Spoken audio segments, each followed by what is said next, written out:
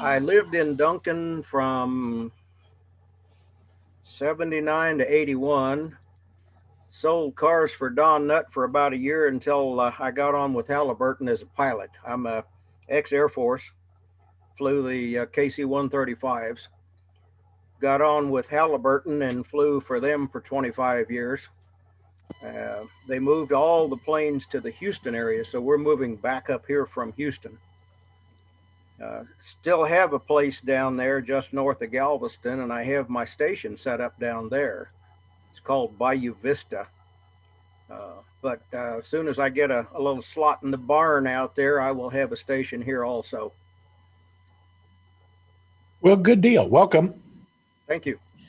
Welcome, welcome, welcome. So you're not very accomplished. You haven't done much. You're kind of looking for a second career, it sounds like. Well, I've retired 3 times, and I think I'm really retired this time. There's no such thing. Well, if half your money goes to the Houston Mustangs, you're probably going to go back and forth, go for a fourth Bayou Example. Yeah, I belong to a club down there. In fact, I'm on the board of directors down there until March when they have their election, and I will not run again. But we're back and forth. The car is still down there because I go to car shows down there with it. You still fly? No, I haven't flown anything in about 3 to 4 years now. What a deal, what a deal.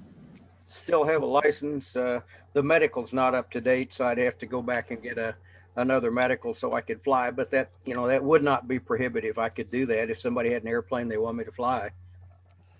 We need to get you with Conrad. We got an old timer here that is just got a crazy resume like yours, and he used to fly in Alaska, and he bought what did he buy? An Aranca Champ? Was it a Champ? I think he bought a Champ in San Antonio. Okay. And they had run the prop into a pickup truck. Oh man. so he went down with a new prop he bought off eBay. Oh well. And he put it together. He got down there as a flying club, and there was like 8 guys, and they said, "Sure, we'll help you." So they put it all together, and he jumped up in the air, and he thought he was going to just fly straight to Norman. But he didn't have any radio, no nav aids, no nothing. Oh man. And he turned around and came back to the airport. And he goes, "That's probably not going to work." Yeah, really? Somebody ferried it up to Waco for him. He picked it up in Waco and flew through and saw a big airport, and it was Alliance Airport in at DFW. So he lands the Aranca Champ in Alliance with no radio. There were 2 FAA guys waiting for him when he got in. I can imagine. Those that have and those that will. Yeah. Okay, Mark. Okay. I'm on the other one. You spot me on the other one. No video. I just got to remembering I don't have a camera on that one. A lot of good that does me. Well, but I can turn you on to share it. Let me see. Yep. Make a co-host, and you should be able to share it from that one, and you don't need a camera. Okay. How is old Conrad doing? I haven't talked to anybody talked to Conrad? He's on the morning net this morning. Oh, good. So I'm sure he's fine. Do we have any information about Phil? Let me say, you know a lot more than I do. Phil went to the hospital apparently yesterday for a heart problem. Oh, no. And I haven't heard anything. I was going to make an announcement on net control tonight. So I was going to say something. If somebody had some information, I was going to let them take a moment to tell us about it. I do not, but if you see Mr. Lockett, he should probably have some info. He probably took his handheld, so he'll probably check into the net tonight before the nurses take it away. He checked in once when he had pneumonia from the ICU to the Elmer night with his cell phone. It's like, Phil, what's all those tubes? Oh, I'm hooked up to everything. Are you in a hospital? Yeah. Hang up. Man. Phil's an Yeah, FAA. I doubt he's got his handheld with him. Okay. They probably took that. They took mine when I went into the hospital. I don't get these guys, but very good. Very good. Hi, John. How's Indianapolis doing? Doing all right. How about yourself? Doing good. Yeah. 46 degrees or something like that down here. It's not bad. No, we're doing, we're at 38 right now, and Oh, yay. So that's pretty good. a little chilly, but yeah, it's not bad. Yeah. I'm working on getting some heat out here. Actually, we're replacing our furnace this week. So we're getting some heat out here in the shack, which would be great. Ah. Yeah, once they get it in. Well, they have the furnace in, they just don't have the ductwork yet. So Oh, who needs that? Really. Just say it. But other than that, doing all right. Doing all right. Did anybody get in the contest last weekend? That was The ARL SSB sprint? the VHF one. No, there's an HF one. Uh, Not on the VHF one. Did you, Mike? Good. Well, Did you- there was some guy on the repeater begging to be contacted, so I got on Simplex. Saturday, he couldn't hear me. He couldn't hear me. But Sunday, I think it was the same guy, but he was in a different place. I contacted him. So I gave him some points, but that's all I did. That's probably Randy Wing, N0LD. No, No. I had a 5 call, KI5, who's a new ham. Oh, really? Like Sam, he had a, what do you call that, Sam? KI5 SAM. What do you call that call? You're muted, Sam. 2x3. No, novelty. Oh, there it goes. I couldn't get to unmute. Sam, is that a vanity call? Yes. Okay, I'm gonna reset, guys. I don't see my Wait picture. for this. Not that y'all really want to see me, but I'll say it looks pretty good here. It's nice and black. It's just even all the way across. It looks good. Best you've ever looked. I'll be right back.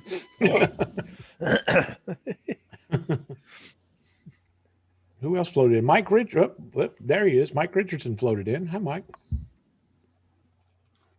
Hey, Mark. guys. Hello. Yes, Mark. Small problem all of a sudden. Randy will pick up on this, hopefully too.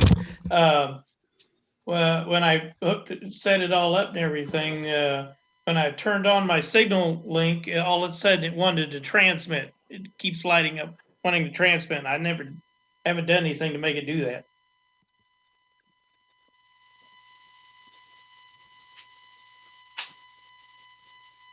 Is it going back and forth, back and forth, back and forth, or just? No, it stays solid transmit on the signal link. And I didn't turn on anything to make it do that. I don't even have that side of it set up.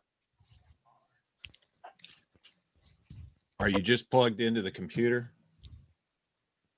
Yeah, and you don't have it set to the radio, right?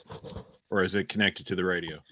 it's connected to the radio. It was working fine before. Now all of a sudden it wants to stay show the transmit side lights up. There was, pull up the Signal Link website and they have a troubleshoot, and I don't have any of that. I gave it all to Denny, so I can't read you off, but there was something about that. Mike had that same problem. He just popped off to fix his camera. But I think Mike had that same problem with a Signal Link. And I don't think he ever overcame it. But you say that's a common thing? Yeah, it's in the, they talk about it in the, it's, God, what was it? It was in the troubleshooting section. Maybe I do have it. I got part of it at least. Let me see if I've got the right one.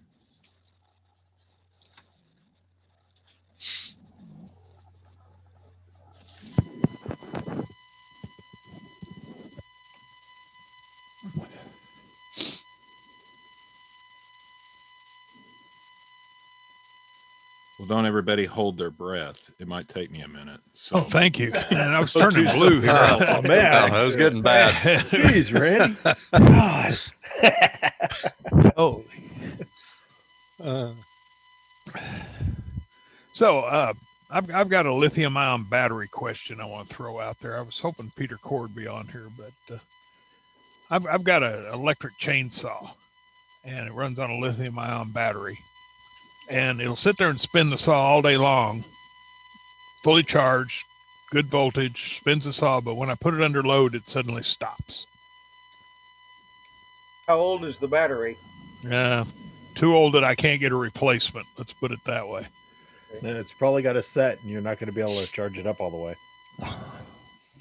You know, it shows a full 20 volts. It's a 20-volt lithium ion, and when I charge it, it shows it's fully charged on the little LED thing, and it tests it. It'll go to fully Yeah, but it's- charged, but it doesn't have any life behind it.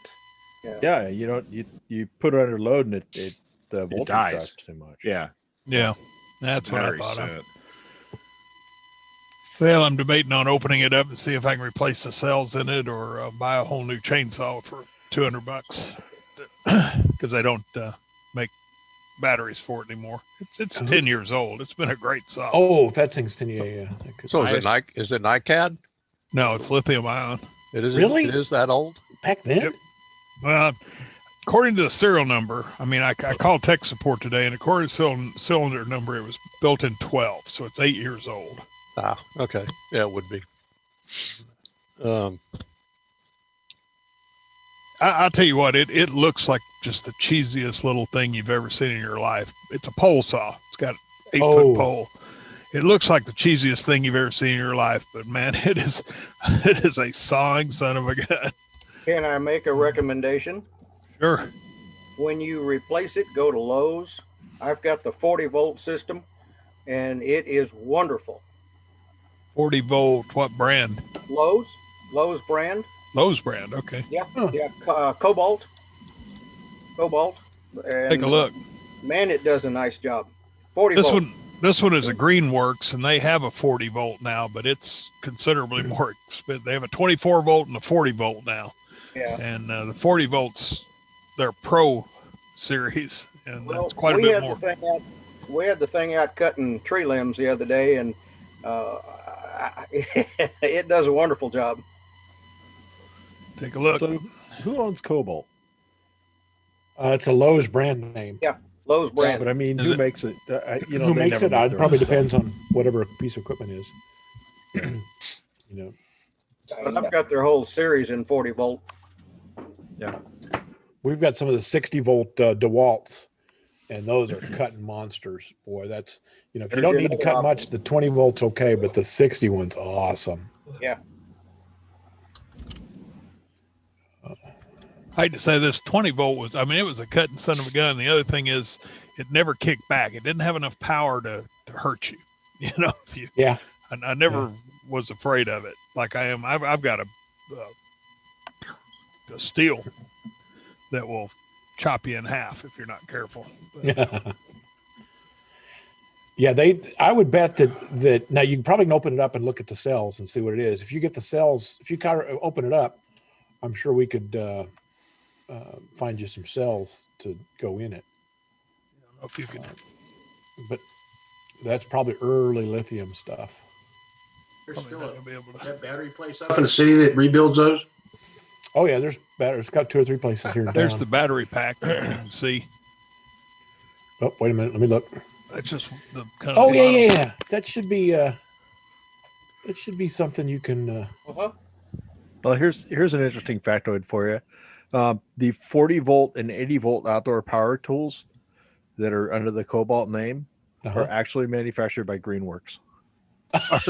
Really? Yeah. Yeah, Greenworks good. is crap. Go get you a Cobalt. That'll fix it. I'll tell you what, like I say, this has been a good saw for. I tell you, my best buddy bought himself one, and he bought me one too, and I was really like, oh come on, look at this, got this little 8-inch bar on it. And I was like, Yeah. but it's cut a lot of wood, and Yeah, I've got I've got one of the small Husky or DeWalt's, and it's done a really good job. It wears out before I wear out before the charge does, is the right answer. Now, if I'm cutting, I bet if I was cutting stuff for firewood, that would be a different answer. But when you're just limbing stuff up, man, it just goes all day. We use, I don't know, we probably got a zillion. I have no idea how many chainsaws. We use a Husqvarna at work, Husqvarna electric chainsaw. And our guys love them because you get up in a tree and you don't have to futz with getting it started. You just click the switch and off it goes.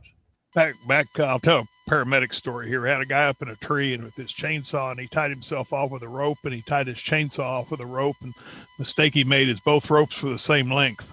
Oh. When we got there, he had chunks out of him like something had bit him. They kept swinging together. I was going to say, why is a paramedic telling this story? Oh, wait. Yeah. Oh, wait. Hey, you know, this cobalt looks exactly like the Greenworks I've been looking at. Go figure. Except it's blue instead of green. Yeah, I mean, go figure, right? Well, wonder if the batteries fit. Well, mine's a 20 volt. Mine's an old. I mean, it's. But they probably have interchangeables. Yeah, you should check. I talked to Greenworks tech support today, and she gave me 3 different model numbers of batteries.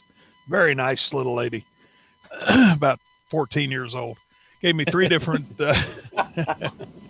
different part numbers to check, and I, eBay and every place I couldn't find them. But actually, I did find one on eBay. The guy wants $129 for the battery. You know what I do? I go out to YouTube and look around and see if somebody replaces the batteries for them. What's the battery number? Do you have one of those numbers? Batteries R Us will probably repair it, but I'm not thrilled with the job they did on one of my batteries. So, well, we've got a welder. We can tab weld stuff. Yeah. Well, I'm wondering if maybe the way they hook up the batteries is that's the only difference in the 40 and the 20. That's why I'm saying go out to YouTube and take a look and see if somebody has the battery replacement. Maybe it's parallel instead of series. It's series parallel, and it's series on one of them. Yeah, this battery's got numbers all over it. I used to know what they meant. But, what did she give you? Do you know what number she gave you? I don't have that here with me. It's up on my. You got to come prepared to this thing, man. Just part numbers. Just part numbers. Well, we could Google it. They were Greenworks part numbers. I mean, I can give you the number of the battery that came with it. Give it. Let's try. Absolutely. 29612. This is a Google race. Go. Hey guys, this is Mike. So while you guys are Googling part numbers, I've got a question on the digital mode. Seems like I can no longer connect to the Oak City server. I think we talked, oh man, it's probably been a month ago or whatever. And the guy got me going, and then D-Star, are we talking D-Star? It's the C4 FM. Oh, Yaesu. Okay. The Fusion. Yeah, the Fusion. I can't connect to it anymore, and I'm not sure. I haven't changed settings. I haven't done anything. So I was just wondering if anybody had any guidance. Well, let me see if I can buzz Dwayne and see if Dwayne, that was the guy. Dwayne Engels. K8 KD AK. No, golly. Hang on. AA5 KD, is that right? Yep, Dwayne Engels, AA5 KD. Yep. Adam 5 KD. Yep. That's him, and I will see if I can. Because I think that Yaesu, wasn't that Yaesu's, was it the D-Star or the Yaesu that he had in his shack, the controller? Was that? I think it was a Yaesu. I think it was. I think, but it's, it's been, we didn't talk about it 5 minutes ago, so I probably forgot. Does it run through the computer? Does mine run through the computer? Yes. No. Oh, okay. That should be a repeater. There's a Yaesu repeater up there in the city. Right. Actually, there's two, and I can't connect to the one in Edmond either.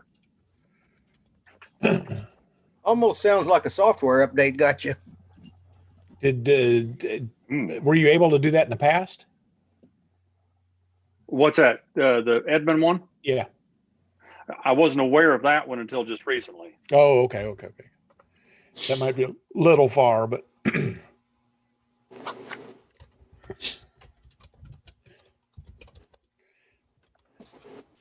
well, I was looking at this software. Looking at this 40-volt chainsaw. That's a cool sucker. Uh-oh, you just sold one, man. Get your commission there, Bill.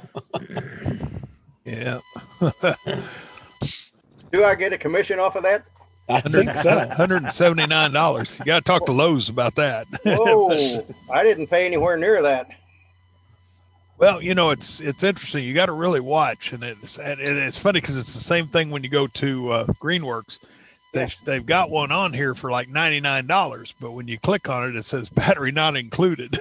Oh, yeah. You know, battery and charger not included. But, you know, they have lots of other tools that use that same 40-volt battery. So, you know, if you had already had the charger and the battery, you could save a lot. Yeah. But Here's a Harbor Freight for $59.99. yeah. Yeah, that'd be good. Yeah.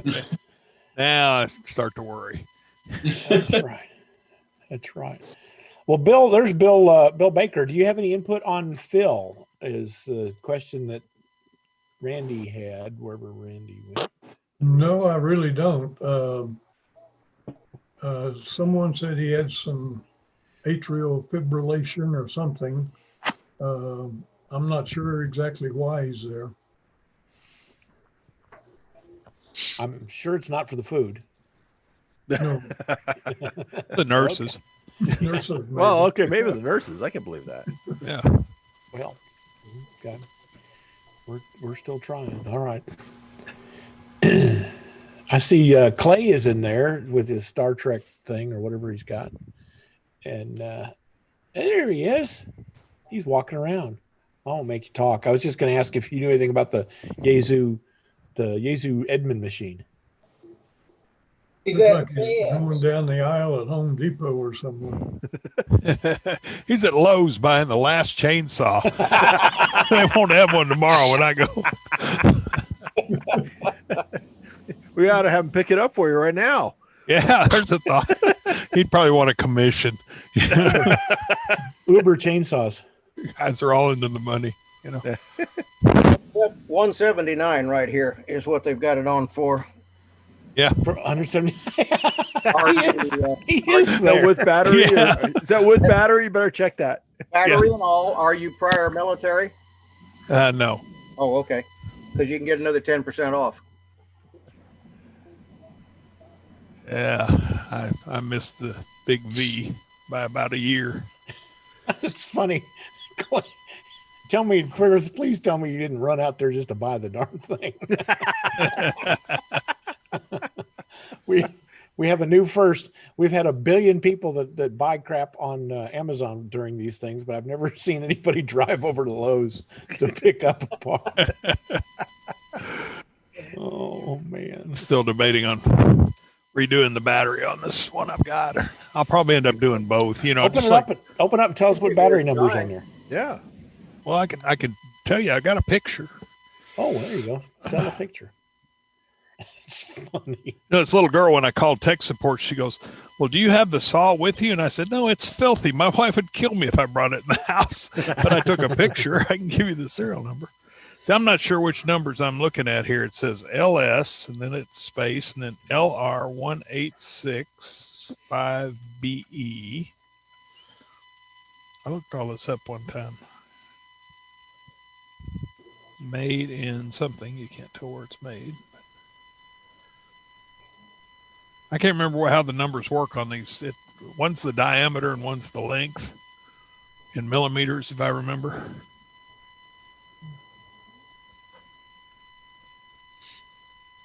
A lot of silence out there now. Somebody. Well, a lot of 18650 cells, if you're looking at individual cells. Yeah, this is But- I think an 1865 BE. LR.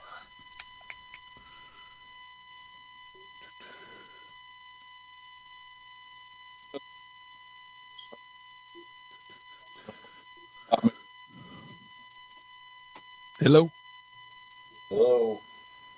I lose everybody. On the phone.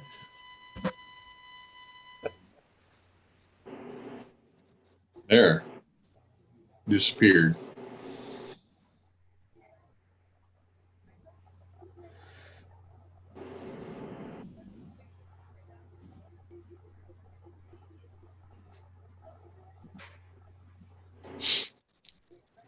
Hey, Mark. Hang on, I'm on the phone with Dwayne. Talk amongst yourselves.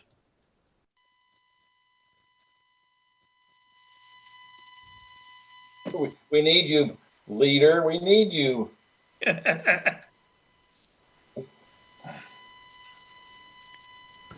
What do you guys need? What? You. We can't talk without you. Oh,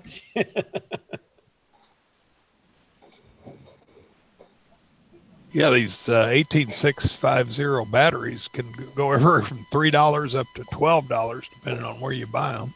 Oh yeah. Suppose some of them have a higher milliamp hour, or are they all the same? They vary. Yeah. Some say wonderful numbers and they aren't. And depends on where you buy them from. Yeah.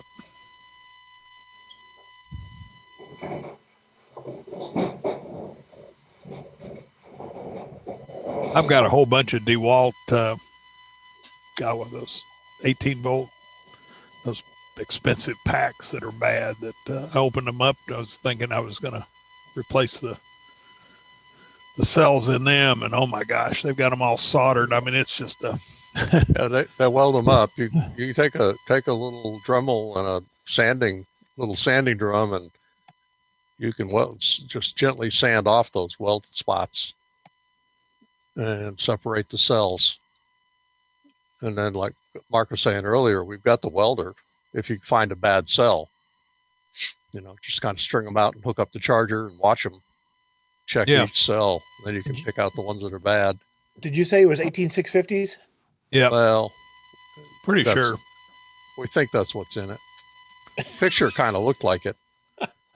Well, it says LR 1865BE. There's no zero on the end of it, but that's fairly common, I think. My research. That's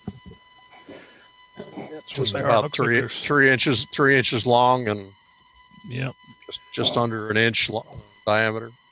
Yeah, that's. I mean, that from the picture I saw, I didn't see the individuals, but the whole thing looked like a 650, and those are the ones that are everywhere. And yeah, I heard you say different prices.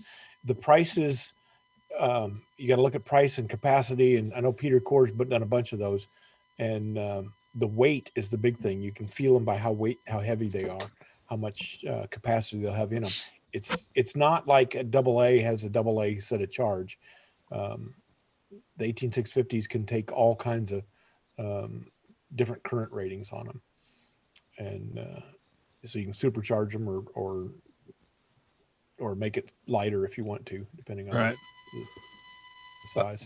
Back in the day, NiCads, I had a set of D cells, rechargeable D cells that were just suspiciously light. What they really were was a AA with a D cell case. I actually had a case you could put a AA in and make a D cell. I mean, it was there'd be times that'd be handy. Yeah. Yeah, it was. Sure. Well, because if you don't need a big current, if you just need a D cell to fit the environment, that would be a good thing.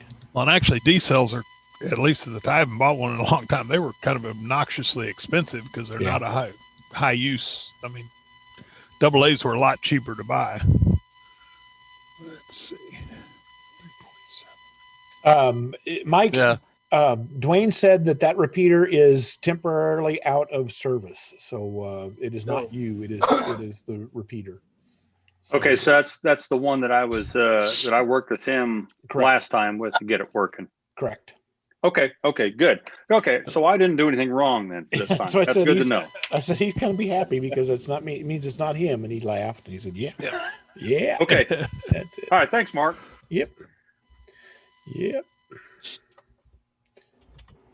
Nope, that's that answer. Now I don't know anything about the Edmund one.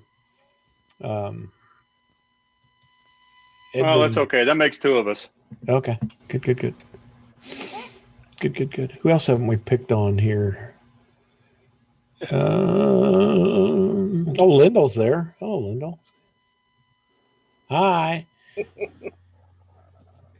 Did Clayton ever figure out how to share his screen on that other machine? I'm trying to figure out something here at the moment before I do that. Okay. I had to step off of I'll hear him. Yeah, we can't see him, but it's good. But that's better that way. Put an antenna on that pole saw so it becomes a proper subject for this group. I'm here. Yeah, there you go. Put a vertical on it. Yeah. That's what I did. It's on this DMR, this nonsense that's running the data stuff. It's a 10-meter vertical, listening on 40 meters. Doing pretty good. The combined knowledge of this group at any one moment just astounds me. Yeah, I agree. And just when you think you've got something stumped, whoops, wait a minute, hold on. I'm at Lowe's and I'm buying a chainsaw because I heard it on the Elmer night.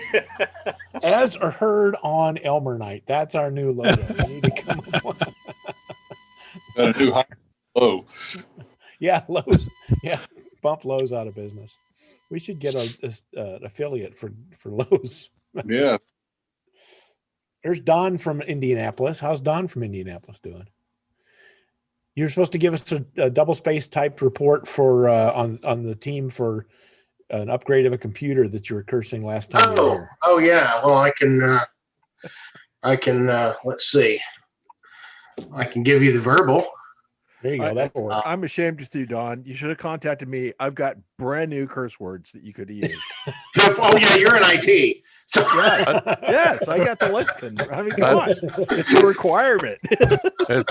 That's officially special calibration language. Somewhere, there you go.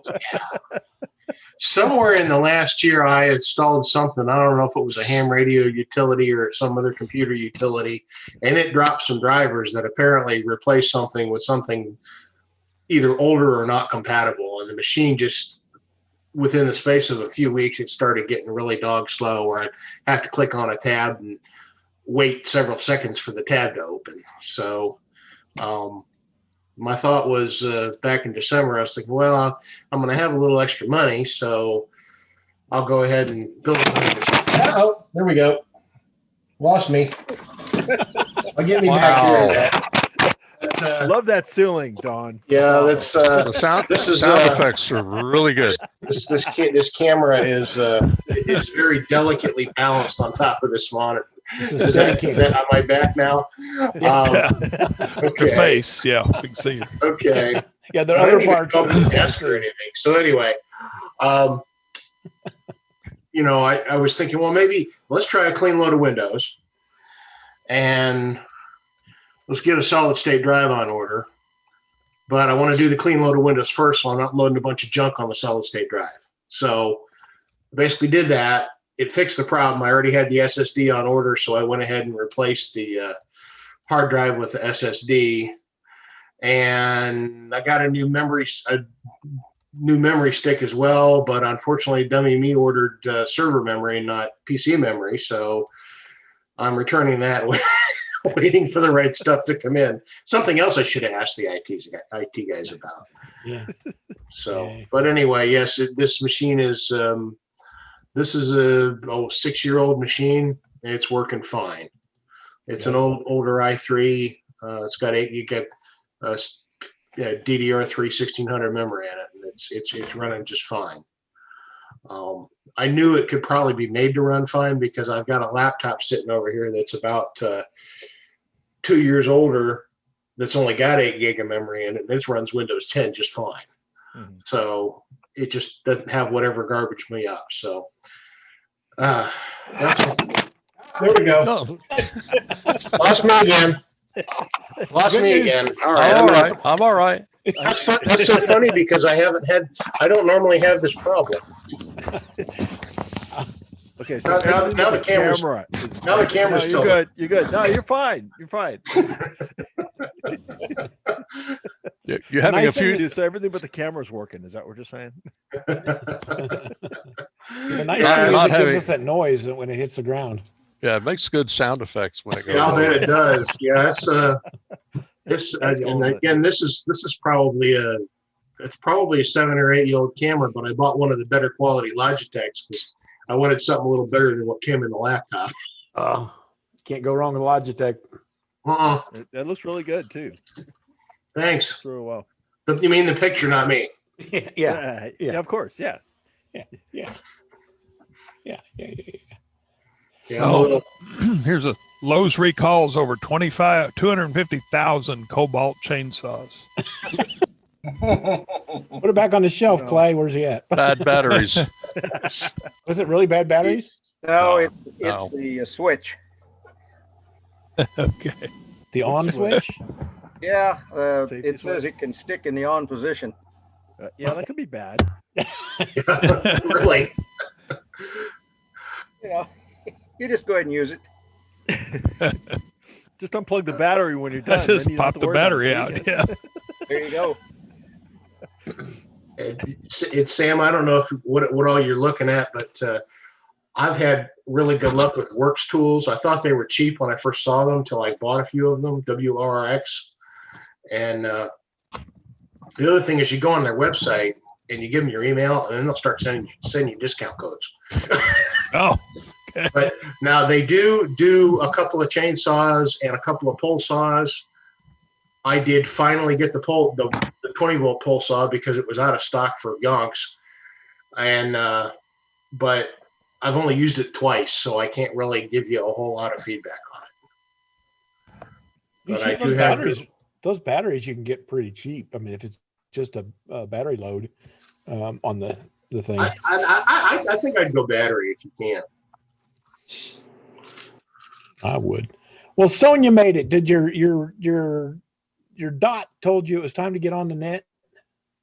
Oh yeah. For the past half hour, I've had the laser engraver screaming away in the background, so I figured I'd have to let you guys' ears give it a rest because that thing screams away really loud. A laser engraver. What are we doing with the laser engraver? My wife is making a box for her business, and it's been screaming away for the past half hour. And I got to get an inline fan for it so I can turn off the internal fans and quiet that blasted thing down.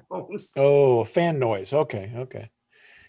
Yeah, the inbuilt exhaust fans just scream at.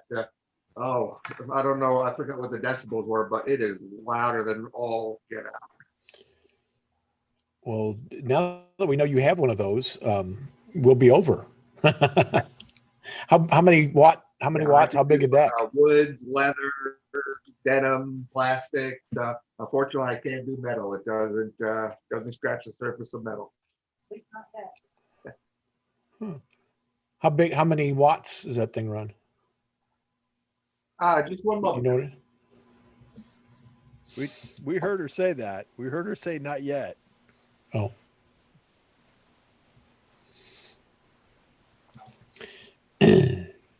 That's what you need, one of those laser doodads. I keep thinking I want one of those. And wow, that would be bad.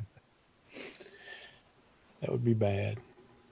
Well, there's Eric. He snuck in from wherever you're at now. Are you still commuting from Seminole? You're muted. I am, guys. How's it going this evening? Good. Good. Hello, all. Yeah, still commuting from Seminole to Norman, but I don't think that's going to last much longer. I'll probably be moving closer to Norman. Oh, good deal. Yeah. Anyway, I just wanted to drop in and say hi. It's always good to listen to what you guys got going on. How far is Seminole to Norman? I don't live in Oklahoma. It's about to my workplace from my driveway is about I don't know, 55 minutes or an hour each way. Okay. All right. So Kinda probably like- across Indianapolis. Yeah. I mean, I've got, luckily I don't have to get on the 40. You know, I can just take the 9 all the way there, which is nice. oh yeah. I drive about 45 minutes each way to work, so I understand. So, yes, you can relate for sure. Yes, yes. Podcasts are my friend. Yes. Yes, that and sports talk radio on Sirius XM. Yeah, I have 30 several minutes is always my coworkers that number. have long drives too. Sorry. Go ahead. I was just saying I have several coworkers that have long drives too, and it's only because they really, really, really like where they're living. And yeah, no, I got a 13-minute drive to work, and I love it. It's like it used to take me longer to drive across Norman to the weather service. Yeah, I mean, it's not bad. I mean, I don't really get in any traffic either way, but it's just the length of it, you know, after working all day and then having, you know, windshield time for an hour before you get home. It's kind of, you know, it kind of wears on you after a while. Yep. Yeah. But I mean, there's not a whole lot of radio traffic either on the frequencies I'm monitoring. So, you know, I do hear some here and there, but it's pretty rare. Yep. I would bet. Yeah, that's why I have a lot of podcasts on my Yes, for sure. No, that makes perfect sense. I probably will end up doing the same, but well, if I keep having to make the drive, but hopefully not. Right.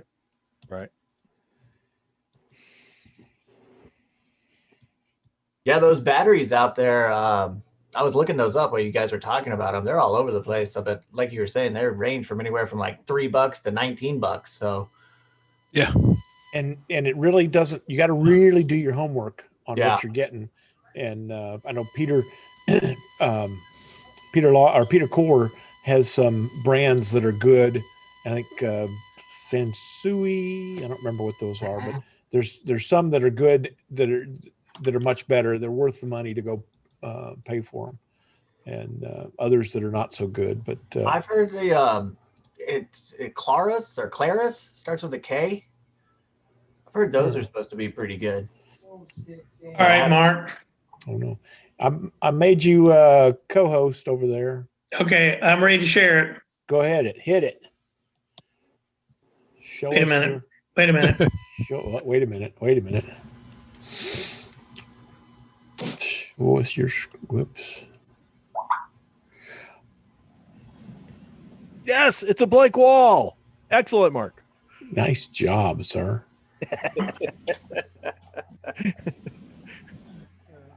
Nice job. Well, Gordon Hudson made it in. Hello, Gore. Oh, hey, am I here? Yeah. Wow, awesome. Hi. How are you? I'm doing good. How are you guys? Good. We're trying to see Mark's screen here, who's going to try to figure out why we got no decodes on digital stuff. I'd first of all take your little audio down.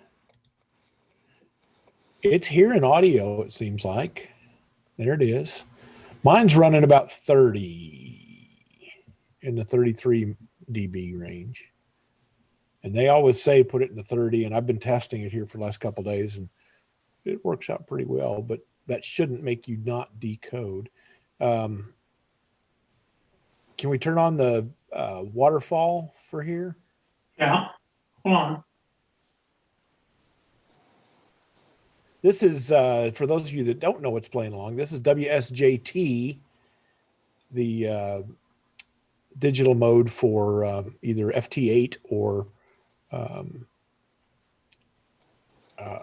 Whisper or JT65 or any of those numbers and letters. So the goal is the program that was up there first is the one that you watch stuff going in and out on, and you transmit on. Hit the buttons to transmit. The next one is the waterfall, and I will flip mine back to my screen.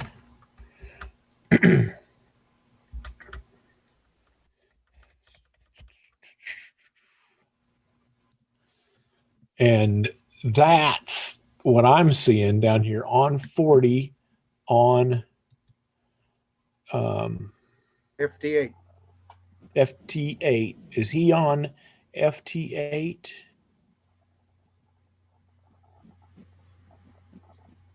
Yes. Okay. But see, you're not seeing it. Yours is still green. If it clips, the little marker on the left will turn to red if it's clipping. And if there's audio, it shows the green that's there. So it should have audio. The little green button next to the 40 meters on the left-hand side means that it's talking to the radio. And the can you pull the waterfalls, make it taller so we can kind of see what's in that?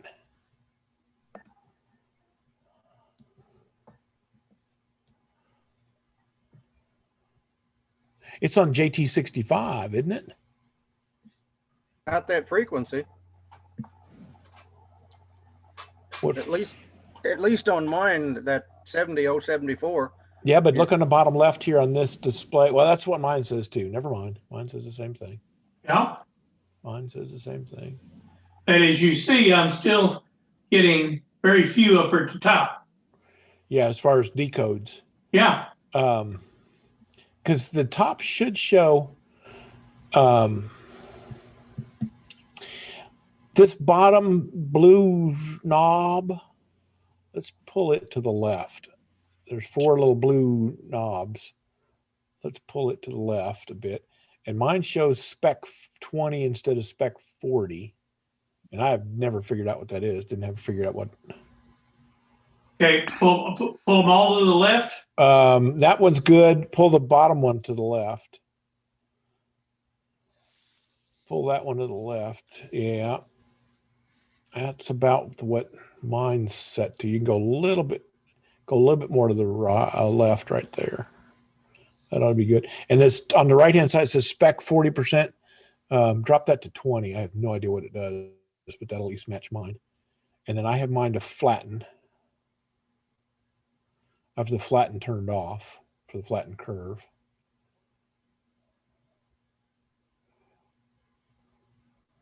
Start 0 hertz. That's good. And then off to the left here, there's a flatten button. To the right a little bit.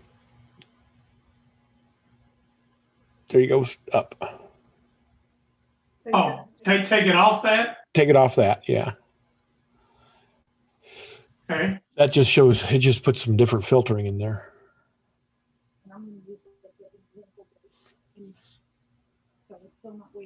That's weird. What's the little box up top? That's what mine's doing too. Little box, the red and green, that's the receive and transmit. This one? Yeah, the goalposts are the receive and the transmit. Yeah. Which one it's actually listening to. But how come we're not seeing, hello, Peter. How come we're not seeing... I don't know. I was pulling up mine to remind myself how all this stuff works. Because I'm trying to look at mine. I don't remember.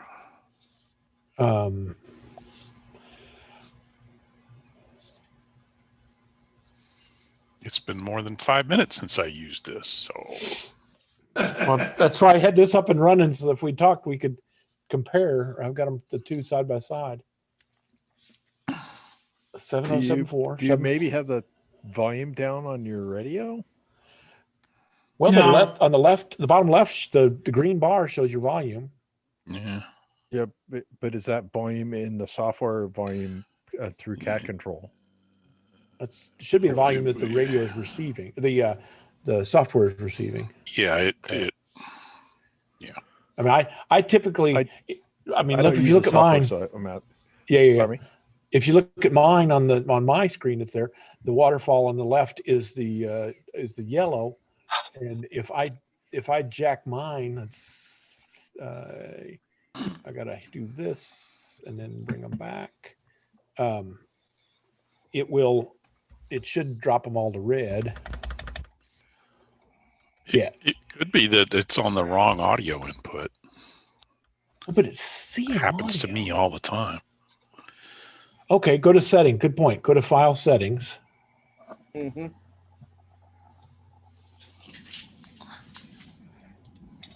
It could be hearing us talking. Or yeah, or something.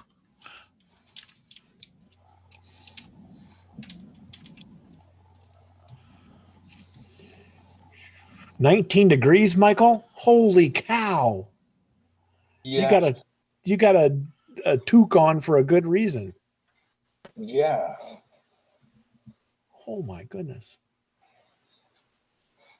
That's warm for Michigan in January. Jiminy Christmas. It kind of is, yeah. Actually, it's 67 down here, so not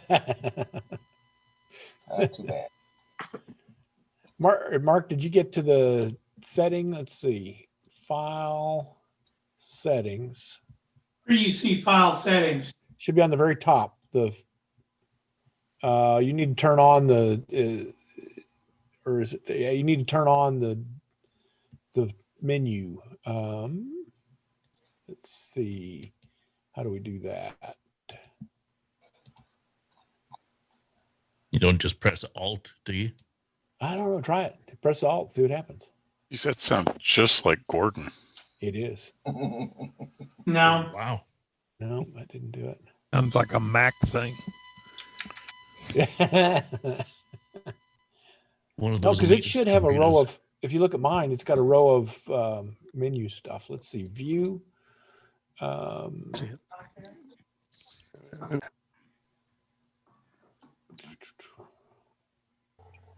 Hey, Lee.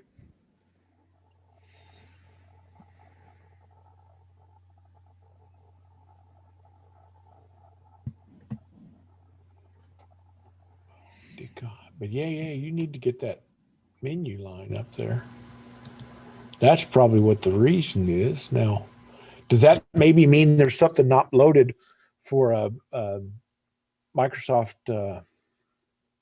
There's a buttload of signals on 40. I mean, Oh, a yeah. buttload. Well, if It's you look at the singing line, like that's crazy. Yeah, that's mine on the left, actual live 40. And No, I'm I'm doing it on my own here. Yeah. All right, now I can compare. But you can't get the file. Well, I was looking at your 601 hertz. I don't remember, and I don't have my radio here, but I don't remember transmit and receive at those levels. Oh, yeah. You can change those to whatever you want. Yeah, you can change that. That's just which offset from the 0 point. Where do you want to transmit? Yep. Okay. Doing 601 and mine's doing 1500. And Okay. mine is, I'm guessing, I don't transmit, so I'm going to say mine doesn't. And that's the goalpost that he used to.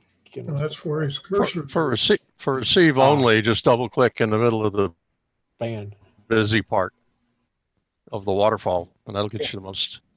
But there's not much going on that waterfall. No. There's a little checkbox on the right hand side that says menus. That's not Where's it, is it? Hit it. Where is it at? All the way in the There left you go. Way to go. Leave it to the man that reads the screen. Okay. Thank you. Where was that button? Was it just low? On the far right down there, about midway down the screen. Oh. Go all the way across where I see it. I see Okay. mine. Oh, yeah, look at that. Way to go, Gordon. That makes sense. Put the what was button it? the button that turns the menus on the top left is the button is on the bottom right. Right. Yeah, it's in the bottom center is where it is. Okay, what do we need to go to? File settings.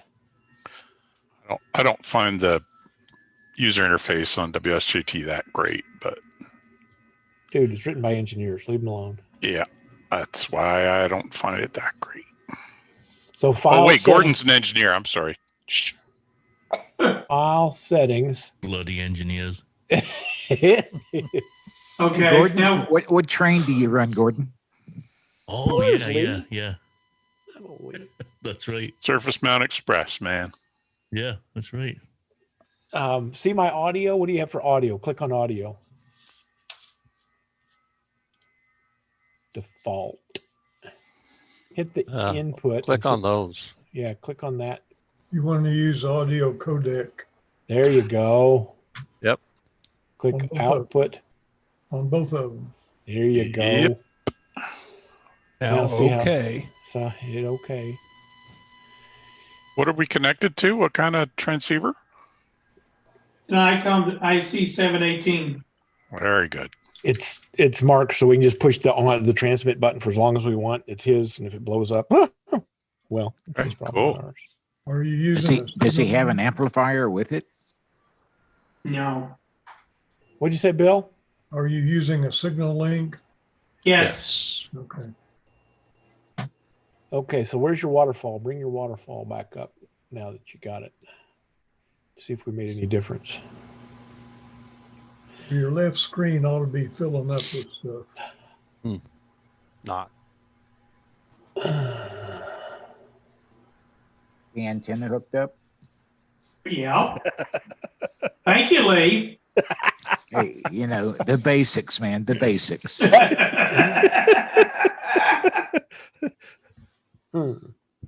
And it's power turned on. Yeah. Yeah, it's light lit up looking pretty. Hey, while we're thinking, I'm glad you said power on. It made me think of who has an 80-meter station that would love to make a contact with a nice gentleman in the San Francisco Bay Area so he can fill out his 5-band worked all states. Oklahoma is the last thing on 80 that he needs to do 5-band WAS. Anybody have an 80-meter setup that they're Mine's terrible on 80. confident? That's what I told him. I said, hang on, everybody's got their ice down. Their ice has torn all the big antennas down. Yeah, I'm down because I was great on 80. I was going to call you, and that's exactly what I thought was your tree. Part of the problem is that display is not wide enough. It's only showing the first 1400 kilohertz. Okay, go down here to bins per, down the bottom left, do bins per pixel. Yeah, mine pixels. is set to 3, but mine's set to 6, but You're not receiving anything. yeah, you're still deaf. yeah, as that's a bigger problem. You're right. But it's showing over here on the left-hand side. There's movement. Yeah, but you should. I mean, 40 right now is full of signals. Yeah, I mean, look at mine. full I of mean, signals. Mine's up there on my screen, and that's just chock full of nuts. Mine's on my screen too. So. Oh, is it? Yeah. Just the falling water part. So nobody's got an 80-meter antenna set up that's running in here. I've got an 80-meter antenna. It just doesn't work very well. If he was, he's got. If big he's in gun McLean stuff. County, that'd be great. But He's got big gun stuff. He's got like beams and stuff on 80, very good. Yeah, I don't know what he's got on 80, but I looked him up on KRZ, and he's got a bunch of hardware overhead. Yeah, I'm about 800 miles, a little bit long for him. Yeah, well, he needs Oklahoma QSO is what he's needing. Yeah. But where's he at? I mean, San Francisco Bay Area. I mean, frequency-wise, 80-meter. No, he sent me an email, and he's wanting to do a scheduled 80-meter contact. So I'm just looking for somebody who wants to go down there. I mean, you got an 80-meter setup? I've never tried it. I mean, my antenna's supposed to do 80-meter, but Try about 3.868 about 2 o'clock in the morning. The reason I say that is because we used to talk all over the country about that time. Yeah. I've talked to South Carolina and, in San Francisco at the same time. What'd you say, Bill? Got run off of 80 meters when I first got my ham license, and I've never been back. And that's not a bad thing. That's the best. It's almost saying it like it's a bad thing. I've checked, and you haven't missed anything. Okay. Now, was it because you were too young, or what? Because I must have asked the wrong question. I don't know. I didn't go back to find out. Never ask the wrong question, man. That's just terrible. well, it's alive. My scope's jumping all over the place here. Why is the stuff up at the top of that screen all scrunched up? Yeah, that's a valid question, Bill. Is there a time-based thing? I don't know how you can. I mean, I couldn't make mine do that. It rolls down. So look what Yeah, mode but you're it's on. Not right. Yeah, it is rolling down. You're right. Look at your mode Mark, let's see. We want to go to the mode button on the top menu and make sure that you're on FT8. Yeah, he is. It's in blue down at the bottom there of the receive window. Oh, okay. It says FT8. Oh, yeah, it does. Yeah. It's got a whole bunch of audio over here. I wish we could hear that. Want to hear it? Yeah, that's Well, right. you're hearing it's signals. just not getting to your deal there. I mean, you're hearing. Are you sure of your audio devices? No. That's why we're here. Yeah. Yeah. Just he should open up sound settings and make sure the computer has the codec in it. Yeah, What right about- click on the no. speaker on your sound and be sure you're in the right audio codec there. I dug around in all mine and marked them with to IC746 and from IC746, so I didn't have to remember complicated stuff. Where is the receive knob on your signal link set? About 1 o'clock. Back off a little bit, see what happens. Yeah, those green lines at the bottom should shrink down if you're lowering it, right? Audio is set right. Well, yeah. I dispute that. We have proof. Back with dispute. We have proof. So your input and output device are correctly set up on your little sound icon?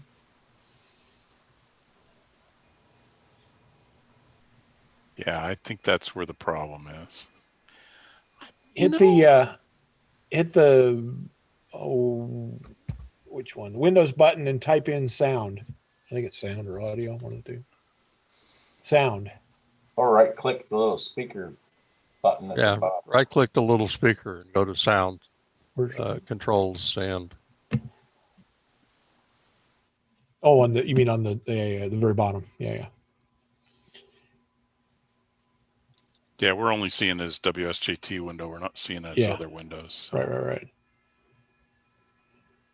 I was thinking that the WSJT had a little speaker on it, but yeah, I'm with you. I'm slow. Yep. Some of these days I'll open catch sound up. settings and then choose output and input and be sure they're on the codec, on the audio codec settings. Oh, we probably can't see that. So while he's doing it, yeah, I get you. Now I'm listening to you, Peter. I hear you now. I'm slow, but I'm stupid. Wasn't gonna say. I couldn't figure out what you're saying. Now it's like, oh, he's probably doing that. The make that waterfall setting taller. Well, if the little window that says N average 5, mine is set to 2, and that will show me not only the band but a timestamp. And I think by setting it to 2, it's all. I mean, by setting it to 5, it's all scooshed. Yeah, mine's set at 5, but really, yeah. Okay. Oh yeah. There you go. Look at it speeding up on mine. Yeah, mine's that's on 5. But it depends how he's got the thing set. Yeah, I mean, you can set it however you want to set it, but obviously my way is the best. So yeah, you got to bring it down to 2. Yeah, of course. Yeah, see, there's mine spreading out, and it's got a timestamp. Yeah, I had a timestamp a while back. I wonder how I lost that. I don't know. Okay, I learned my thing for the night. I'm going home. So yeah, he's hearing his audio. He was hearing tones. He was hearing good tones. He's hearing more than I am for tones. Oh. Yeah, that's just turning up the audio of the radio, probably. Mm-hmm. So it comes out.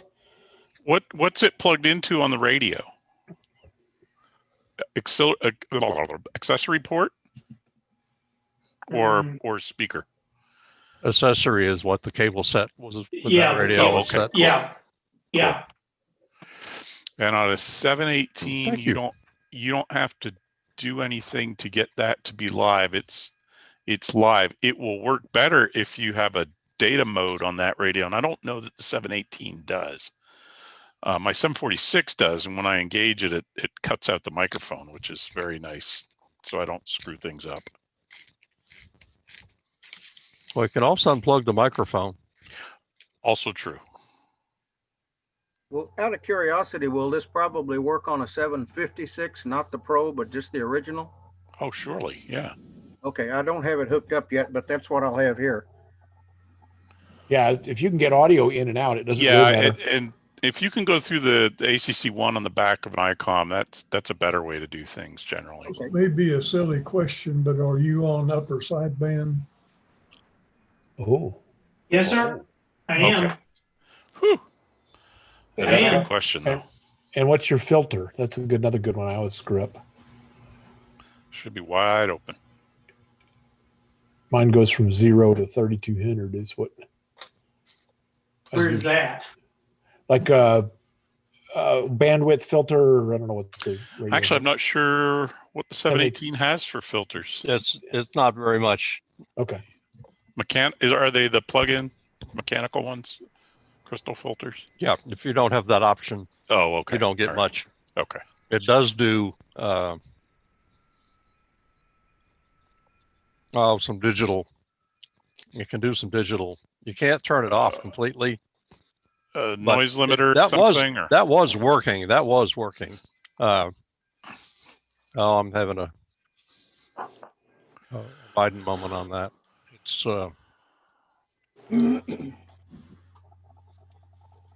I keep trying to move the window on the Zoom thing, and I can't. I do too. It's not my waterfall. Mine doesn't work either. Mine doesn't either. Mark, did you try the sound? Can you share your sound? Bring that sound display up and share that. And let's look at it. I think that's where our prize is going to be. Because as far as antenna goes, he's got way more signal than I've got. I mean, if you're hearing tones like that was, you got plenty of antenna. It's not an antenna problem.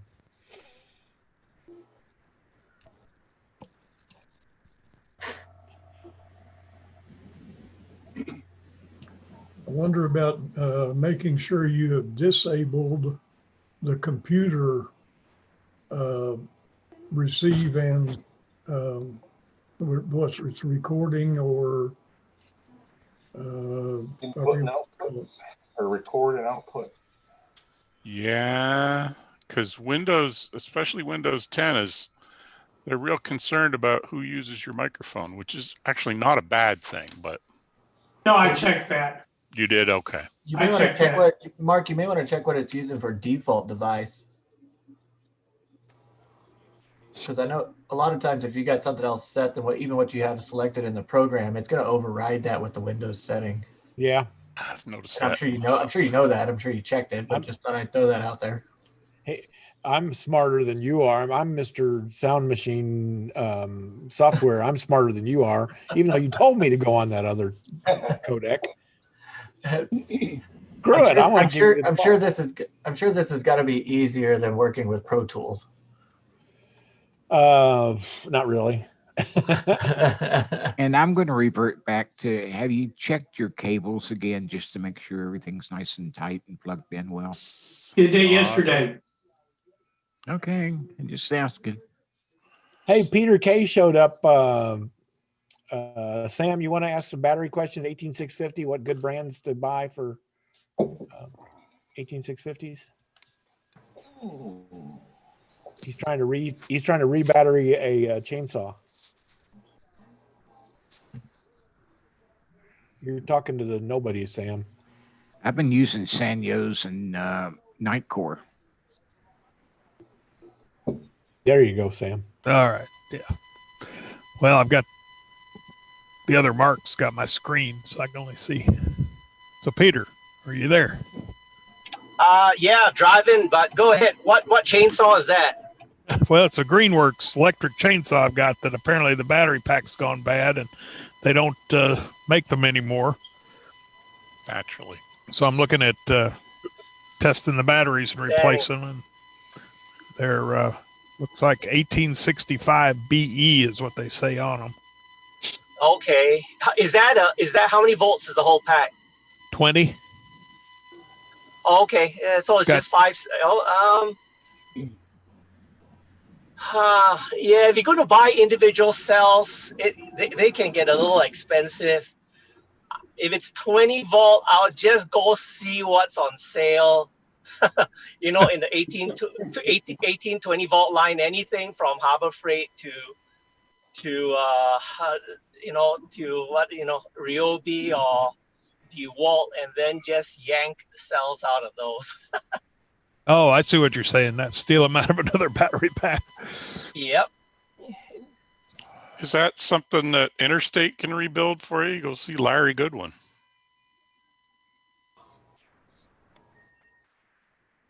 Do they do that? I don't know that he does much of those 18650s. Yeah, if you buy individual 18650s, they can be the LG and the Sonys and the Sanyos. They can be pretty, you're paying anywhere from $2 to $5 a cell, 10 cells. That's you can pick up a pack. What do you call it? Oh, you're saying buy a new pack for the other thing and rob the cell. I get you now. Okay. Yeah. Yeah. In fact, if it's 20 volt, it's ready. They already welded it all in the same configuration for you, and so you might not even need to, depending on how the Greenworks housing is, you might not even need to go and what do you call it? Figure out what to do. Oh, alternatively, go look up Thingiverse, and maybe someone has got made an adapter plate for it. So if you decide to go use DeWalt or Makita or something else for your cordless tool line, just see if someone makes an adapter. Yeah, that'd be cool. Actually, I saw like on Amazon there were two packs for $39. Trying to think what brand they were. It was a Black & Decker. You can buy 2 complete packs. Of course, they won't clip on. So, but I might be able to. I mean, that's pretty cheap just to get the cells out of them. Yeah, but that's that. Go look. Home Depot and Lowe's. They usually, most of the major tool brands, they usually run a pretty good deal on some of the packs once in a while.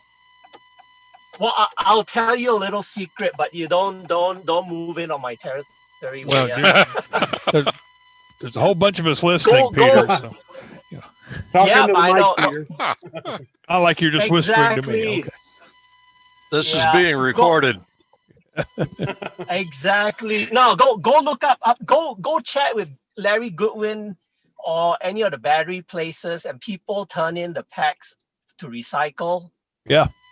And I found most of the time the packs go bad just because of one cell, and they throw the whole pack away. Yeah.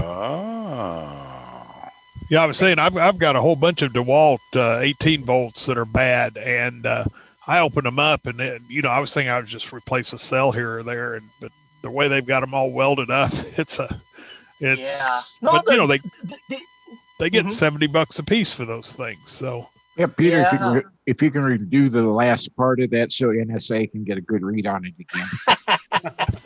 Well, he's moving, so he's driving. Exactly. Yeah, I'm a moving target. Go look at. So basically, when you open a pack, look for the cell. Anything above 3 volt is good. Anything above 2.5 or 3, you can bring it back up. Most of the time, you should be able to revive it. It's usually a cell that's gone down below 2 volts or 0 volt. That's bad.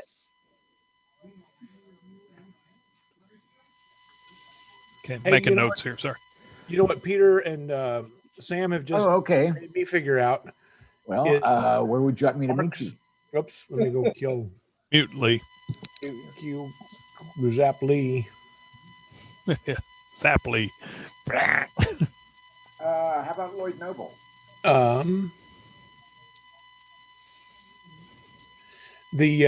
What I think I've learned is I think that Mark's audio is listening to the microphone, because while we're talking, he's got signal popping up there. That's true. Right? Yep. Well, if you listen to FT8, just the audio, quite often you will hear all kinds of noises like windows and. Yeah, that's from people that don't know what they're doing. Yeah, well, you know, there's a couple, 2 or 3 people out there. We're on this. We're all on that call. I can't. You know, I can't use FLDigi on my computer that I'm doing a Zoom on because the computer can't figure out which signal's coming from the radio and which is coming from my headset here. Virtual audio cable. One thing that the really early digital folks did, you take your headset microphone, Mark Clayton, and put it right next to the speaker of your radio and see if that's where it's picking up noise. Oh, that's a good idea. That virtual audio. Not ideal, but it might indicate as a troubleshooter that your audio path is a little bogus. Well, let's all be quiet for a second and see if the waterfall goes blank. Can we do that? Muting. No. Physically possible. Muting. We're hams. We're hams. This could be muting. Hey, Marn. Oh, now you're quiet. What? Turn my audio off on mine and see if it changes. Okay, you're going off to mute.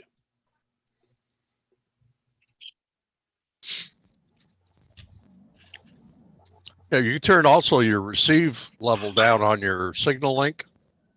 Your transmit and receive volume controls, turn them all the way down. See if it wipes all of your signals out. If nothing changes, then you're not listening to it. Right. You want to try a couple of different settings. Like it changed.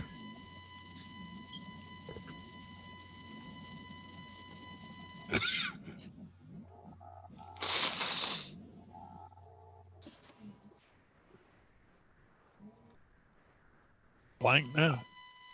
See, I am using the machine I'm on Zoom right now on is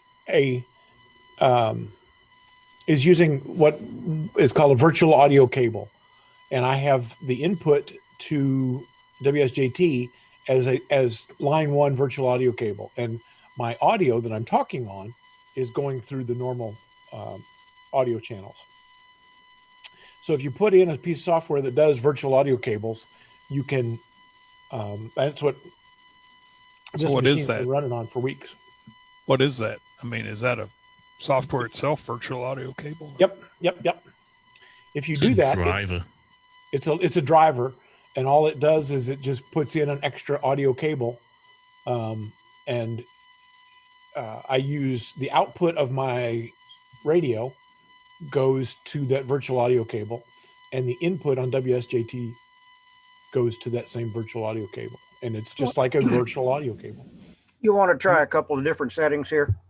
I've got the instructions out. Oh my gosh. Yeah. Well, I downloaded these when I loaded the thing on my computer. Just below your blue, you see where it says bins/pixel? On the left-hand side below the screen? Yes. Set it to 5. Okay. That's the width. That's the width picture. Okay. To the right of that, start at 100, not 0. Okay. And then they also have checked where it says flatten. They've got a check mark in that. Okay. Wait, his audio changed. What's going on? Hold on. See, his audio went down to 20 and he's got no red. What did we do different there? I don't know, but I need to sign off. We'll see you guys next week. Yeah. See you, Peter. Take care. Peter. Take it easy, Peter. Have a good one. Hey, Peter. He's gone. You mentioned that Larry Goodwin. Where do I? He's an interstate battery. Yeah. The one up here on like On Broadway 36, Extension? 30th Street, 36 and Robinson. Oh, down there. Okay. Go ahead, Bill, but we've made some changes somewhere, Mark. I don't know what you did there. When I went to the 100 hertz instead of the 0, all of a sudden the volume went to 20. Okay. And then on the right-hand side, that spec 20%, they've got spec 50%.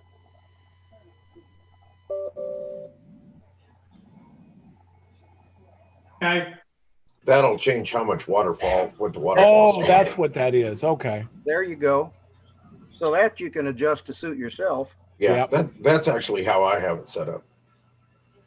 It just is more pleasing to me. And the knobs on the bottom, I forget what those little blue knobs do. The little.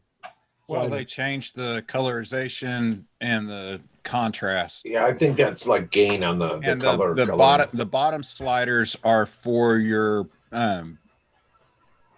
for the window down below. I don't even look at that. I just look at the color bars on the top. What are you on, 40 meters or 20? Mark, if you'll notice, it's 40. back up to 70. What? 40 meters. 40 what I did is I turned my. Noticed that myself. I turned my receive back up on my signal link. And it all the way down.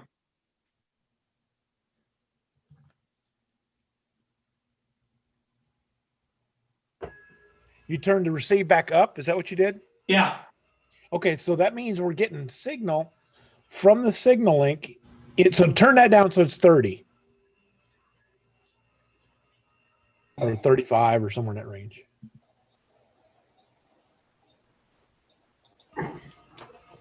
You're starting to get some stuff up on the waterfall also. Oh, look at us go. Good job, Bill.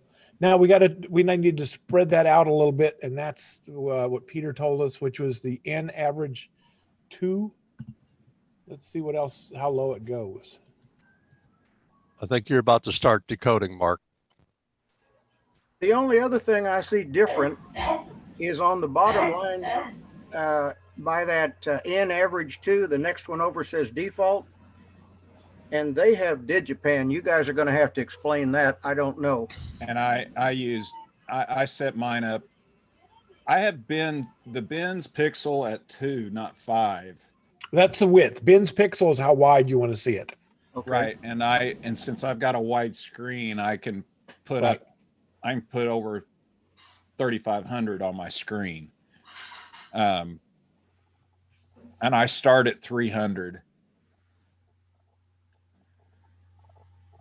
And the in average, I have it as 1. Yeah, drop it down to 1, Mark. That gets you taller in the top part.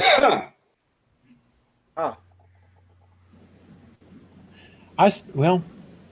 What do you want me to do on the default here? Digipan, try that. And instead of current, put it on cumulative.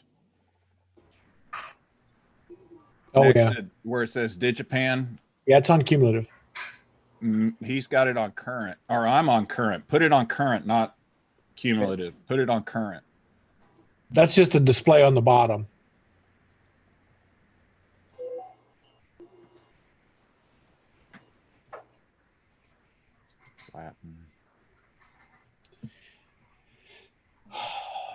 But how come that signal's going? Okay, the bottom blue knob, the 4 little blue knobs, move the bottom blue one to the left. That'll shrink that vertical axis. That's kind of like an oscilloscope. There we go. Oh, there you go. Yeah, slide it a little bit more. I'd even slide it a little bit more. Yeah.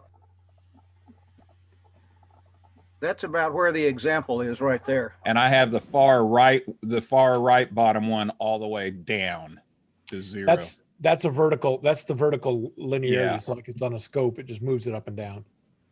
Okay. Well, theirs is up like in the 4 marker. You're starting to get time markers up there on the top. So we got why don't you make that screen, that waterfall screen a little bit taller. Grab the bottom of it and pull it down. There you go.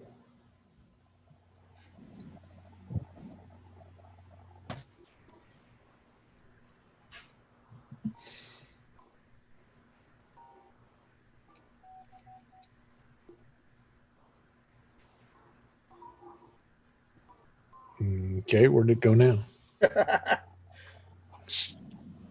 Oh, it's starting over. That's what it is. Go ahead and bring it all the way down. Bring it back way down. Yeah, here. every time you make a change, it starts over. When when you resize the window, it starts all over again. Yeah, bring it all the way down. Just keep coming down to the green time bar.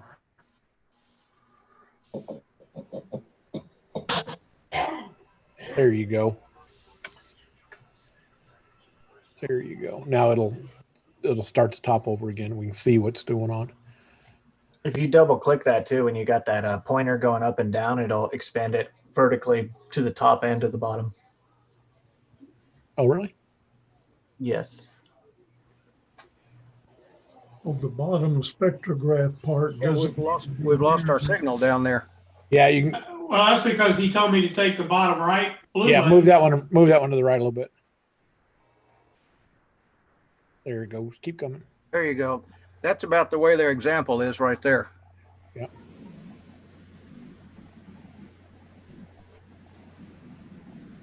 Can you See, narrow that that bottom blue part so that it's not so tall? Yeah, that's the spec over on the right hand side, the spec 20, if you want to change that to 20.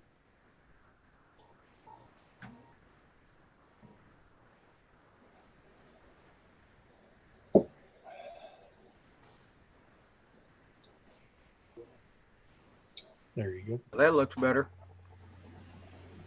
Yeah. Now, but boy, that's not what. I think you still got a lot of noise in the signal. I think you got a lot of noise. Well, he's on current. Switch the thing on here that says current. Switch it to cumulative. That'll help you get rid of some of that noise display. Yep, that one. Switch it to cumulative.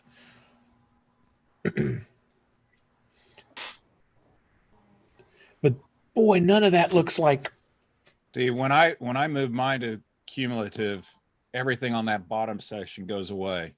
I keep it on current. Yeah, you can move that blue slider over on the bottom right, and it'll raise it. I have the bottom right one all the way over to the left, and I've got the bottom left one about 2/3 the way up. Yeah, if you want it back, you can just move it to the right. Oh no, bring it I'm serious. It's on current, and I see all of that for the spectrum.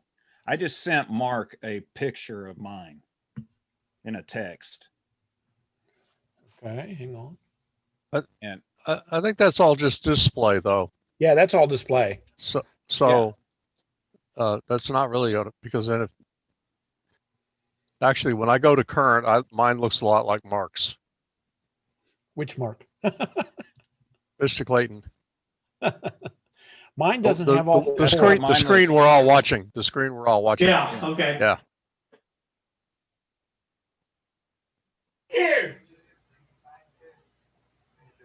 Rats. If you heard that sneeze, it was not me.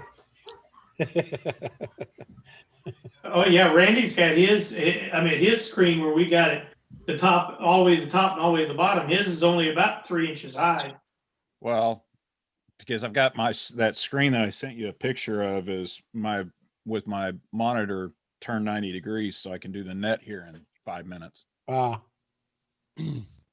Now.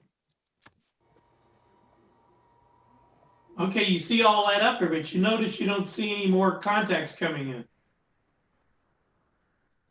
Kind of getting something in the middle there, right about 1600 hertz. Take your mouse up there and click it.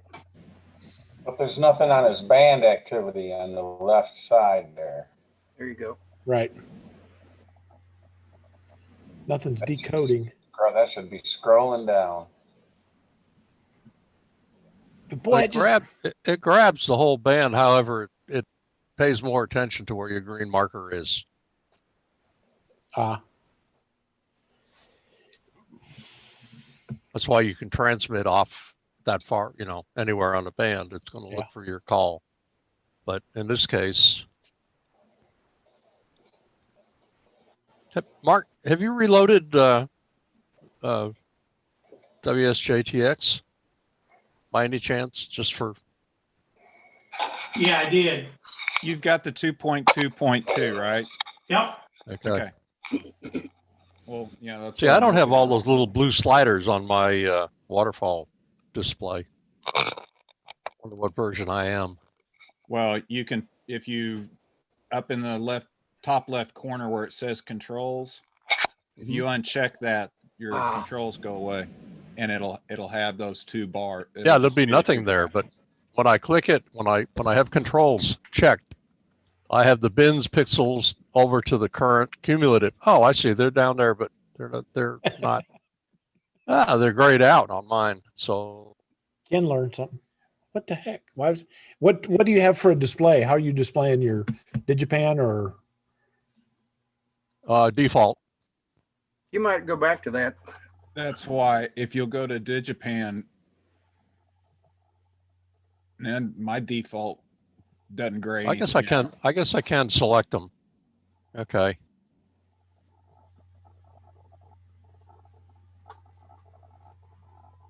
Still no contacts over in the left. no? Okay. Nothing more than what we started out with. They light up when I hover over them. Okay. Oh, that's weird. Have you checked your time? Is it exactly on with the computer? Is it exactly on GMT? Go to time.is to bring up a browser and do time.is. Yeah, I had a problem with that the other day. It was off by 3 seconds and it You wouldn't. see what you see on the screen? You don't see it. No, we I've see got, just I've got my network time up. what does time.is say?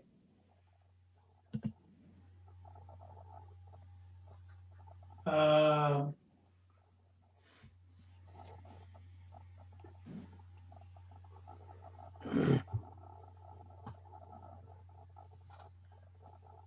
the last sync it was current time is 7:58:38:39. Okay, you're about a second or a tenth of a second off. You ought to be close enough. Okay.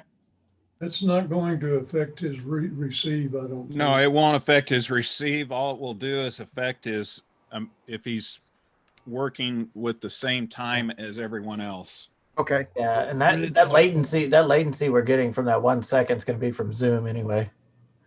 Yeah.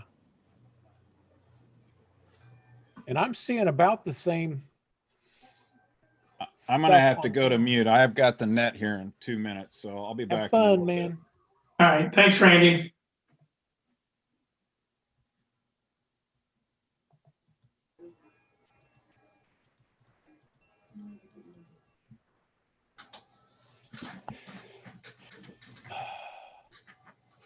I'm going to jump out of here. I'll see you guys all next week. All righty, man. Glad you came. Take care. Yeah. Be safe. Take care. Yeah, you too. Hey, Mark, I hope this works out for you. Appreciate it. With everybody working on it, we're bound to figure out where the problem is. Appreciate you. Yep. All right. Thanks a lot. Take it easy, guys. See you later. Bye. See ya. But yeah, the decode ought to be coming through. Yep. I still think this is an audio issue. Okay, turn the Mark, go ahead and I agree with you, Clay. Turn down your signal link all the way. And let's On watch the receive? Yeah, your receive signal link. Turn it down. Okay. Watch the green on the bottom left. Let's see, it should go away. It does.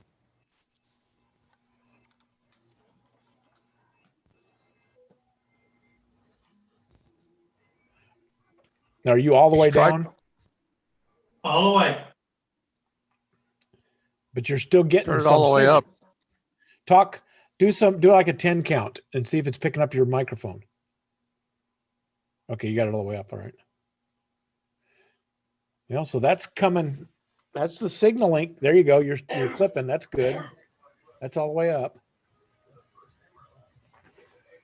So that means it's coming into the radio through the signal link.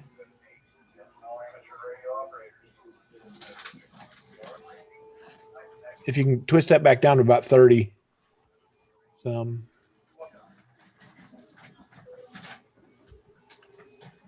It's the weirdest darn thing.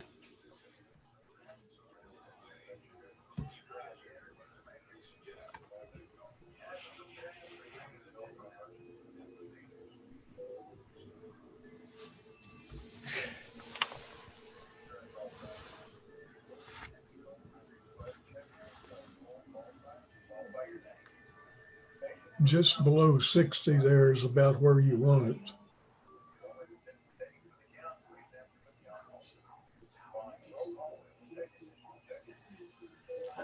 I'm picking up right now a VA3 JCL and a WB2 DRV is what I just saw pop up. And he's at 1137. So that's going to be that line on mine, the left line. And that's, you're seeing a different guy. You're seeing a guy at about 1600, 1525. Does your radio, what's your radio display show for frequency? 7.074. Okay. We are on upper sideband, right? Yep. Yep. Made that mistake. AM is what I usually did. I don't know why the radio jumped to AM.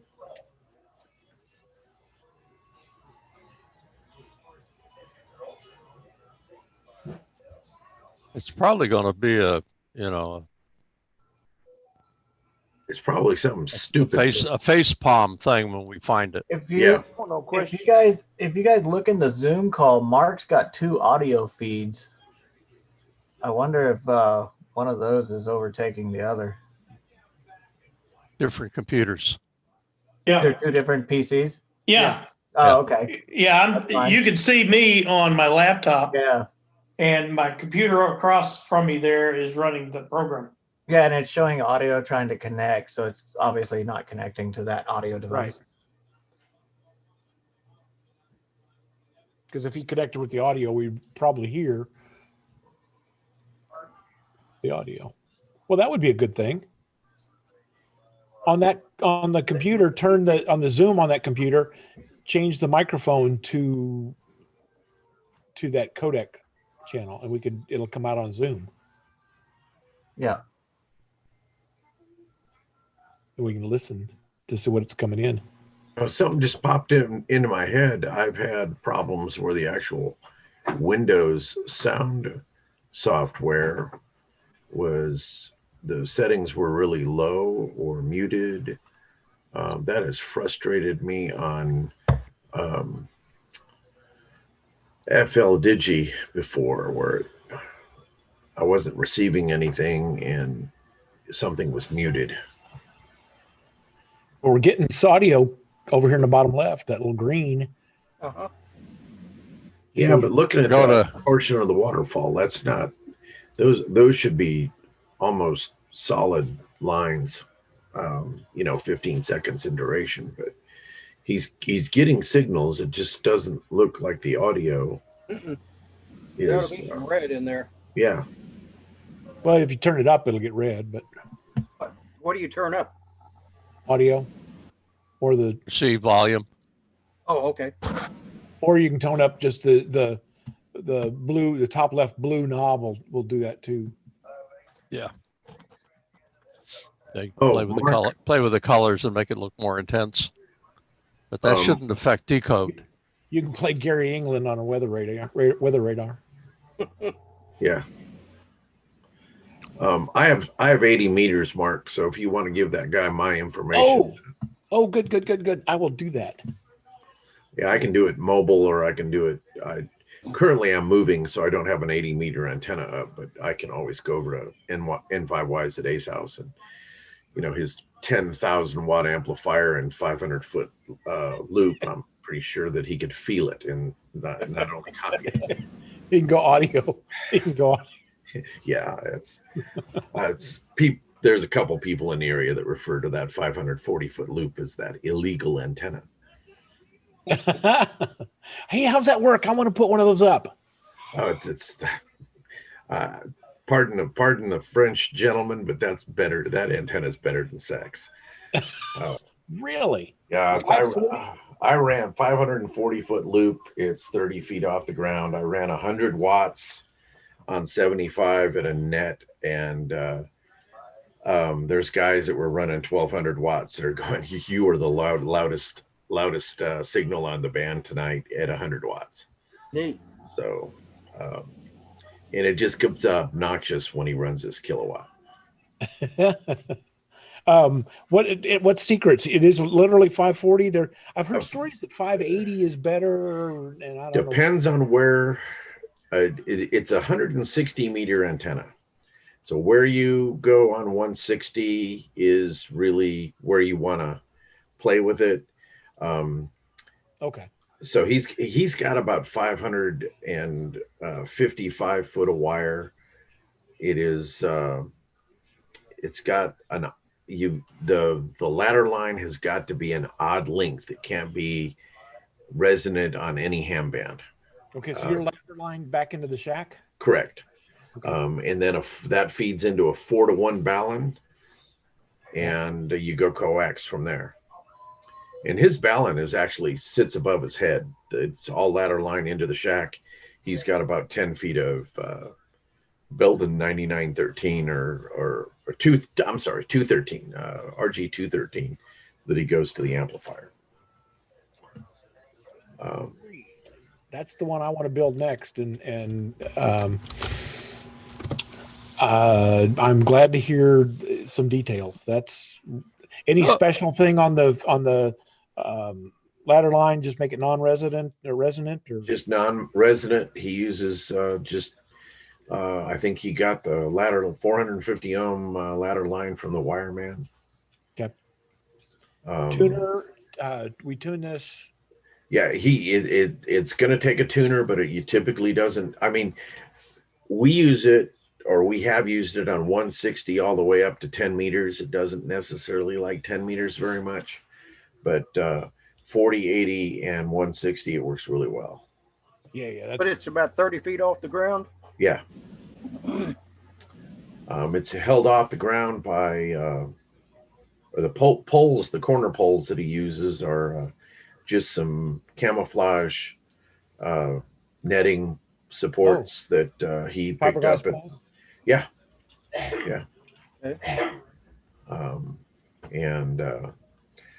I moved, and I would like to have enough room to put that up, but I think I'm just going to go with an 80 meter loop, and if I can't get that to play well on 160, then I'll put up a 160 inverted L.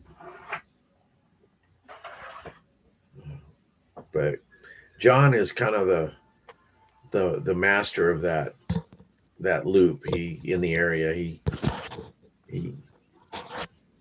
literally called me one day and says, "Hey, I need to pull some wire. Why don't you come over and help me?" I turned out to be the pack mule, which is sort of kind of normally the case with John. He'll go, "Do this, do that. Be all right. Don't worry. We'll just slap some solder on it. It'll work." And but what do you use for wire? He just used some 10 gauge surplus electrical, THHN, I think. Okay. But that's probably the best for support. Make it easy to take down in an ice storm. Yeah. Because that makes sense. Yeah, if you leave it up in an ice storm, it's going to be down at the end of the ice storm. And it's going to stretch. It is. Even in summertime, you can walk and see the difference. And there's some loops, or not loops, but bends in the edges, and they're close to the ground in summertime when things stretch out. But fun antenna. That's my next is. Yeah, he's got that, and he's got a step IR vertical. Oh. And there is some cases the stepper is better than the loop because of takeoff angle. Yeah. But John's got 19 acres. If you want an antenna farm, he's got it. Yeah, I've got 10, so I'm good. I've got 40. Yeah. Yeah. Mark, I'm gonna unshare the screen. Okay.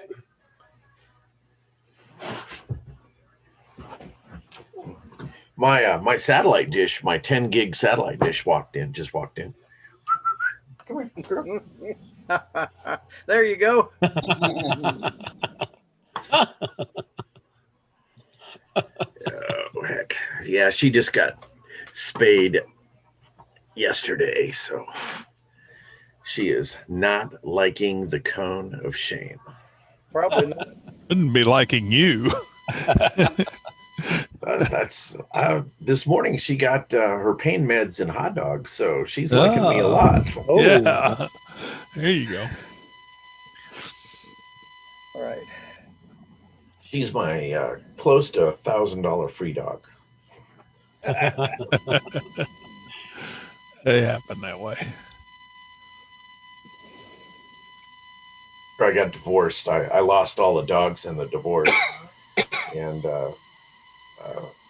haven't been able to have a dog where I was living. And so a friend of mine called and says, "Do you want a puppy?" And I'm going, "I don't have really a place to put it." "That's okay. You can leave it here."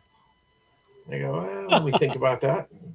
And about 10 minutes later, I get a picture of my new dog. So, but she's really sweet. She's probably the most laid back dog I've ever owned. So. Imagine if I had hot dogs and pain medicine, I'd be ready to go. Yeah, well, she doesn't have her medical marijuana card, but she's pretty laid back. I don't think the dog can get a medical marijuana card. I'm told that a vet can write me a prescription for medical marijuana. So,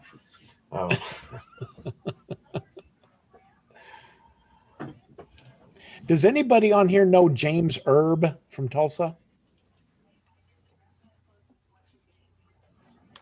Nope. He's got a class listed in Tulsa on the ARRL site, and his contact info is bad, and somebody from Belton, Missouri wants to know if they can go to that class. I said, I don't know. I'll find out. Do we have a call sign? Yeah, I've sent him an email. Oh, okay.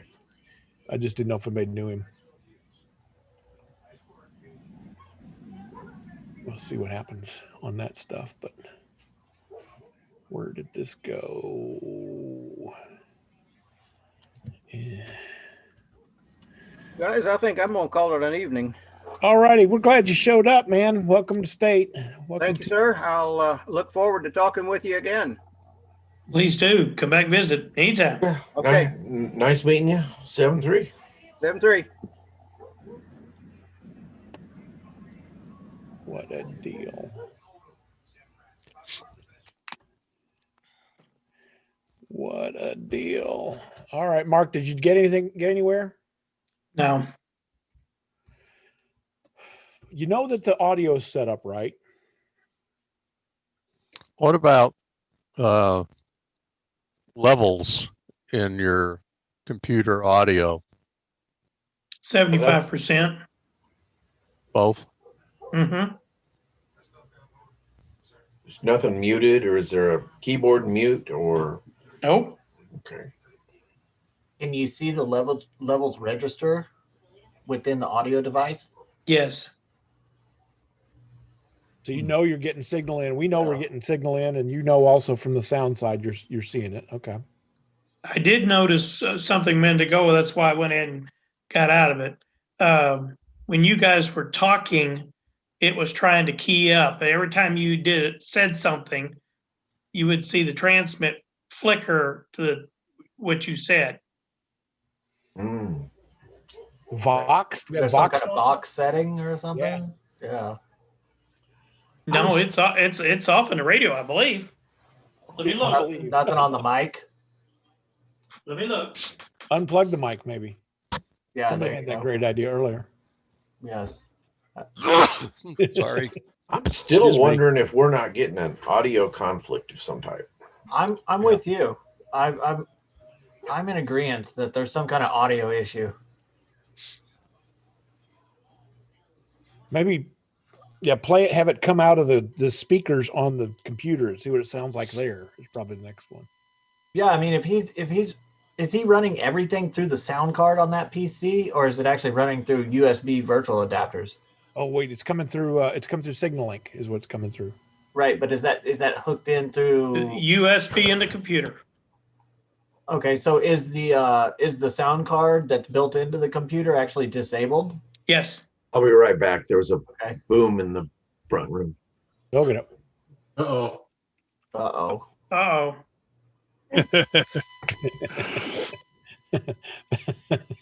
That's the only thing I could think is maybe it would be the sound card that's built into the computer actually conflicting with your USB audio devices. But if you've got it disabled and you're showing audio on input and output on your levels on the device on that device specifically, then it should be integrating.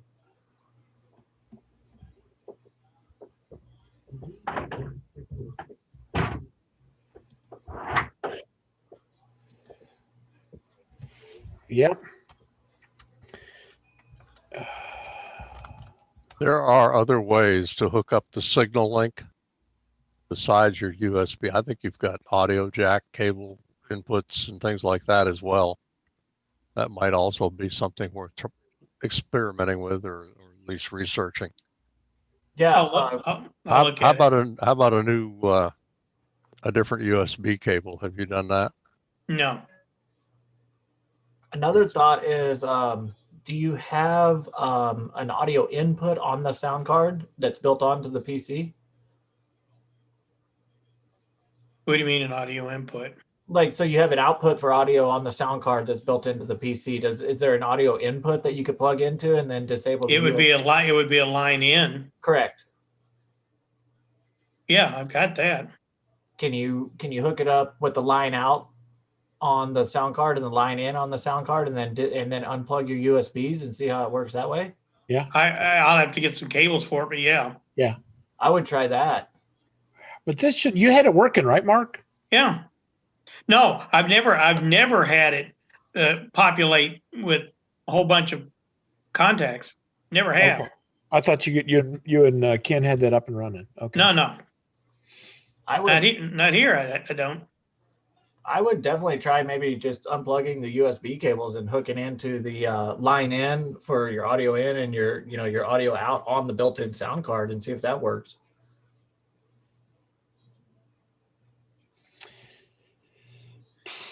That's still going through the still going through the signal link, right?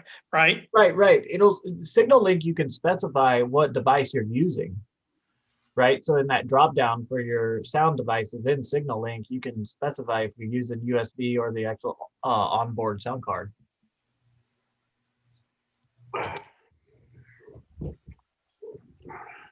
It's weird because we have set that thing up essentially identical to the way it was when it was here, and I was making contacts, and it was receiving correctly here, but I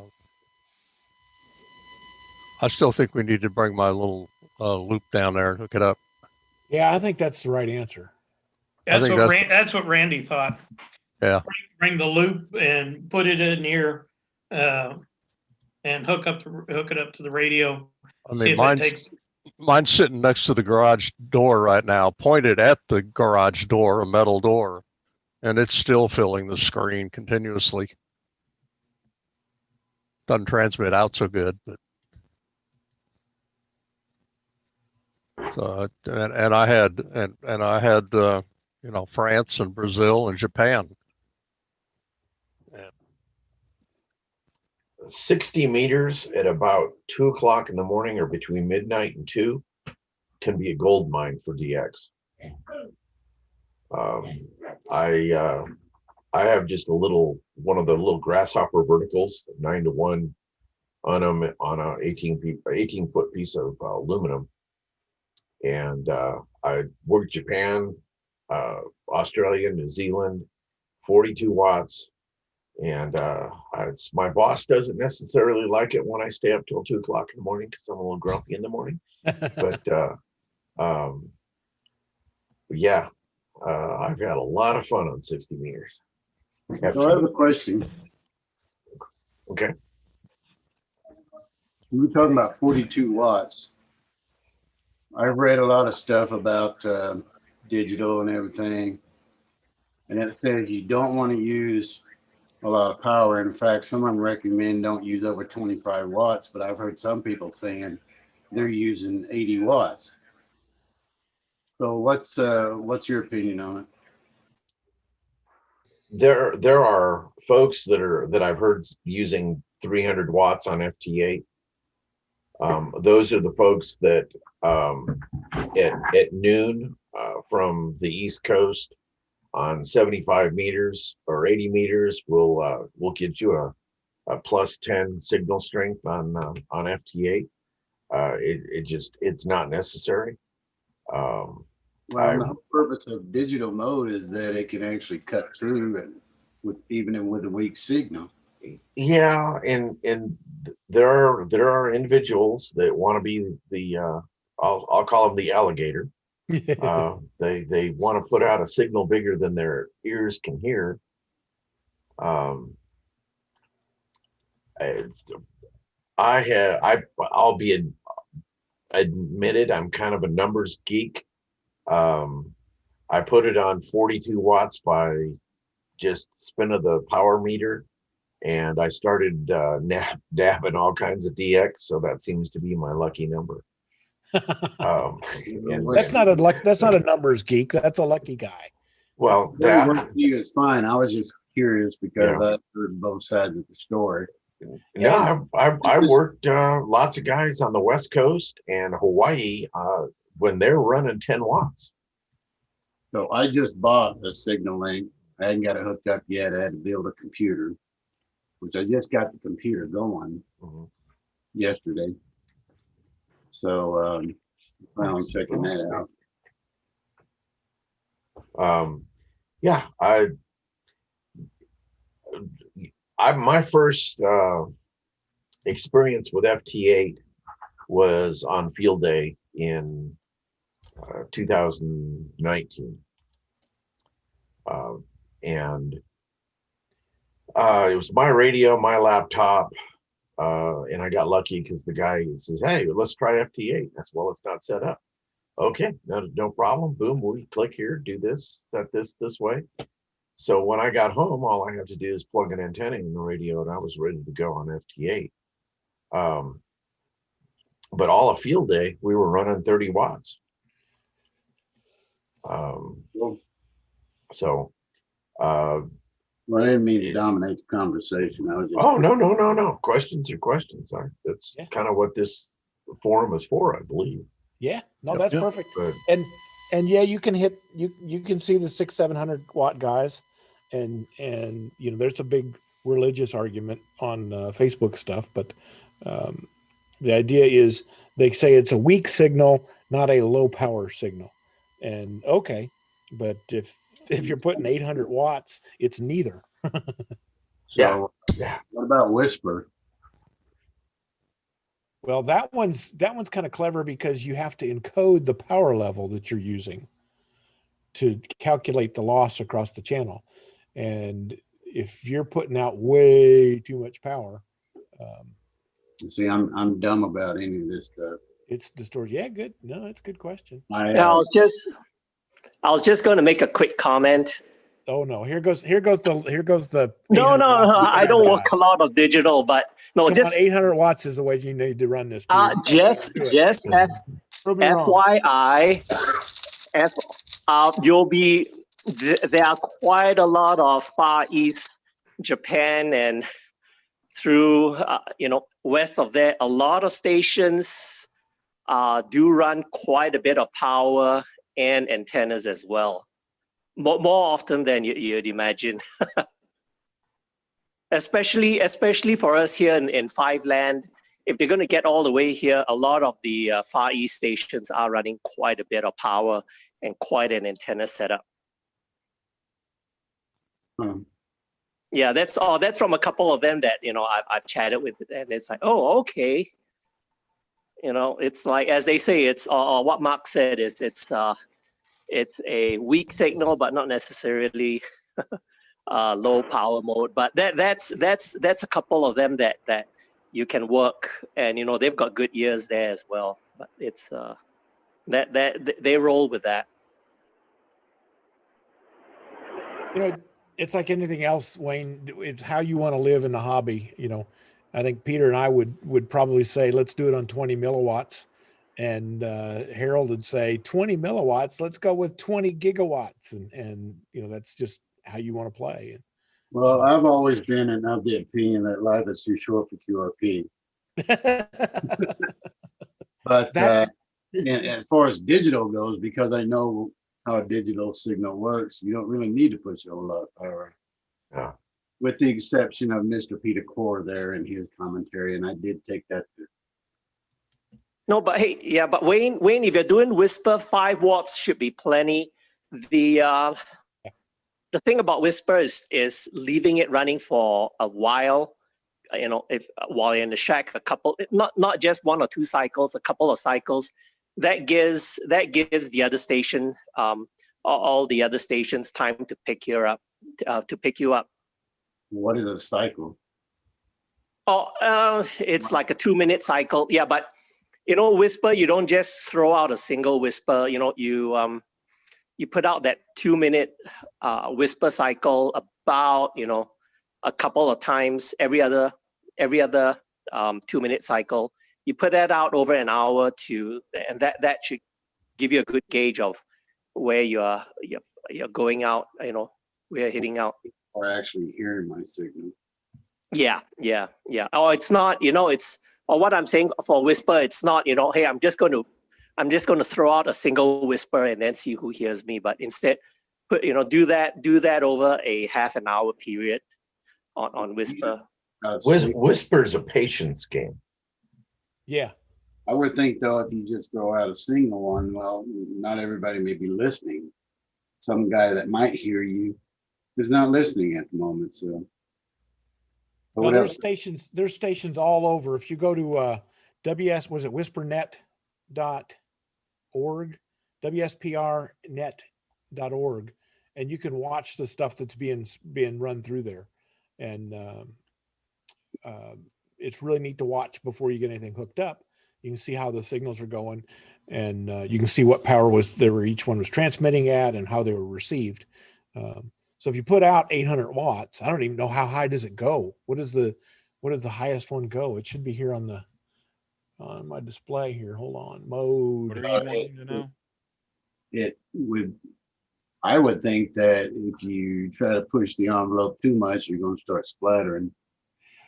Well, I mean, if you've got a clean amplifier, no. Well, no, they've got 160 dBm is 1 kilowatt. Yeah, it goes pretty high. Yeah. So you go to 60 dBm. I mean, it'll encode that. So you're good to a kilowatt, Wayne. Fire it up. Now,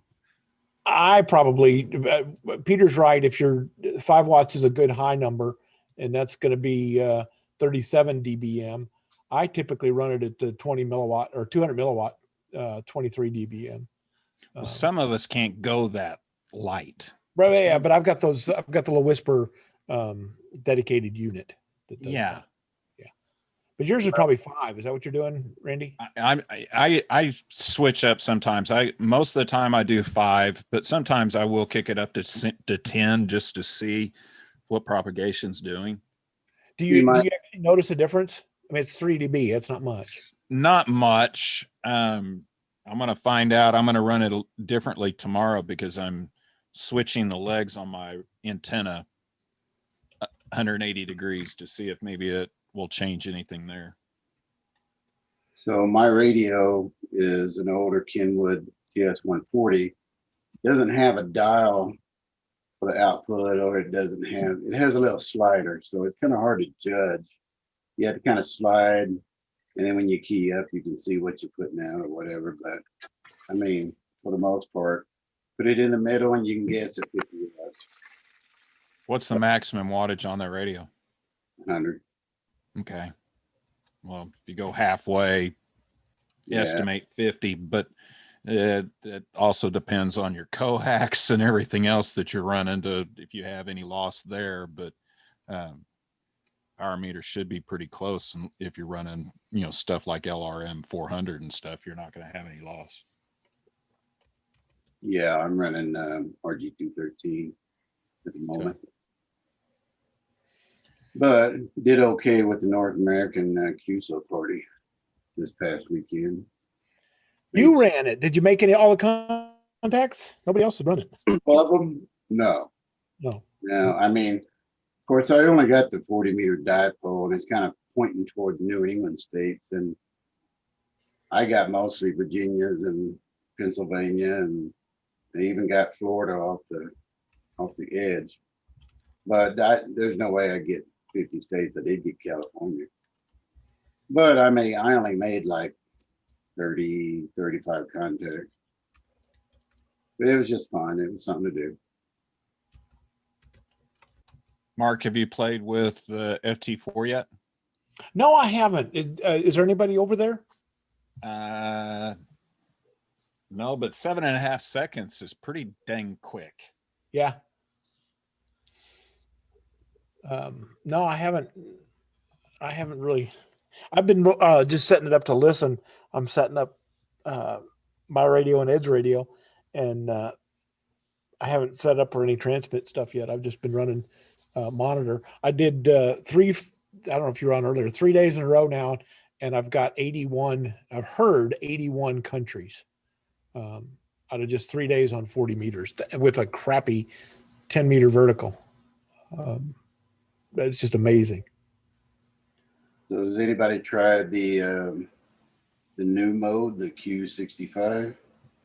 Is it out yet? I don't think they have. It's 2.4. You've got to have 2.4 software.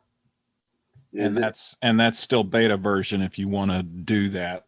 It is beta now, though. Good. Yeah, it's out. It is out for beta use, but they're gonna hound you for information. Well, what is it? The WSJT-X, whatever it is. Yep. The newest version has the Q65 in it. Well, it's a beta. It's 2.4. It's the beta one. Yeah. Well, JT60. Are you saying JT65? No, I'm saying Q65. Oh, okay. It's actually in the newsletter. I read the newsletter, Mark. Yeah, but I went to see if there was a newer version, and there is one, but it's still in beta version. It's still beta. It's 2.4. It's probably, yeah. I was just curious. I know it's all brand new, and I just didn't know if any of y'all had ever tried it yet. I'll have to download it here in a second. We'll see what happens. Yeah, there's a few stations on FT4 and a couple of European stations doing it. But the thing, I have to pull up I don't know if GridTracker has FT4. Oh, that's a good point. Yet or not. I haven't looked for that. Let me see. Okay, I am. Yes, it does. I'm running 1.20.0927, and it does have FT4.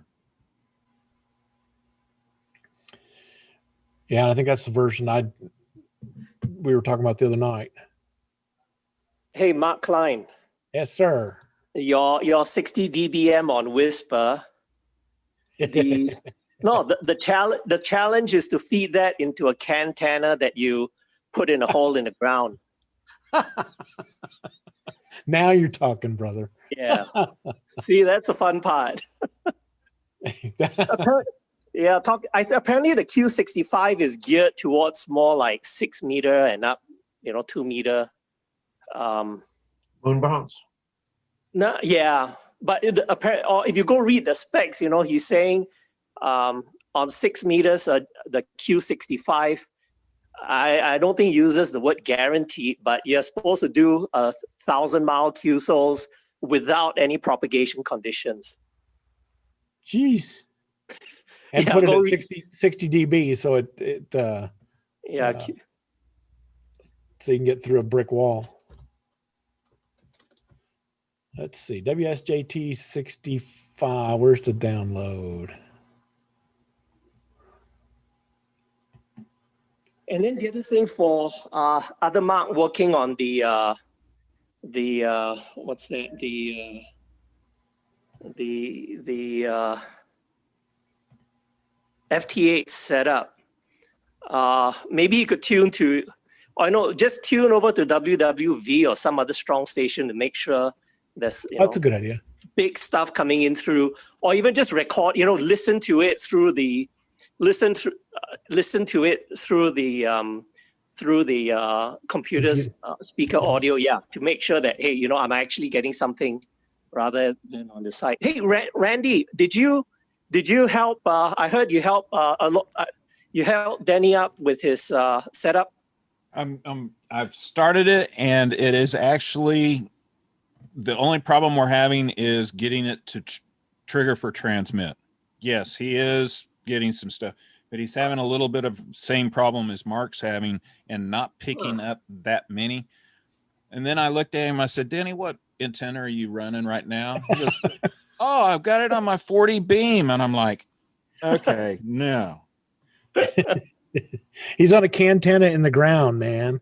And I said, give me a fan dipole. Give me some just wire. Yeah. And lo and behold, here comes quite a few signals. Yeah. But I do have a USB cable that will connect to his cat port on the back of that radio, and hopefully that will get us in. We'll have to go back into WSJT and and tell him that it is using a Kenwood 2000, and then it will have all of the other stuff come up. So I'm hoping that once that happens, then the signal link will actually send something out when you want to transmit. Oh, okay, so from the transmit end. Yeah, the computer to the single link was saying, yes, it's transmitting, but the signal link was not triggering. The radio was not being turned to transmit. So we've got to get the computer to do the cat on it. The signal link doesn't do cats. You got to get the computer to trigger the PTT line on right through the serial. And the cord, the USB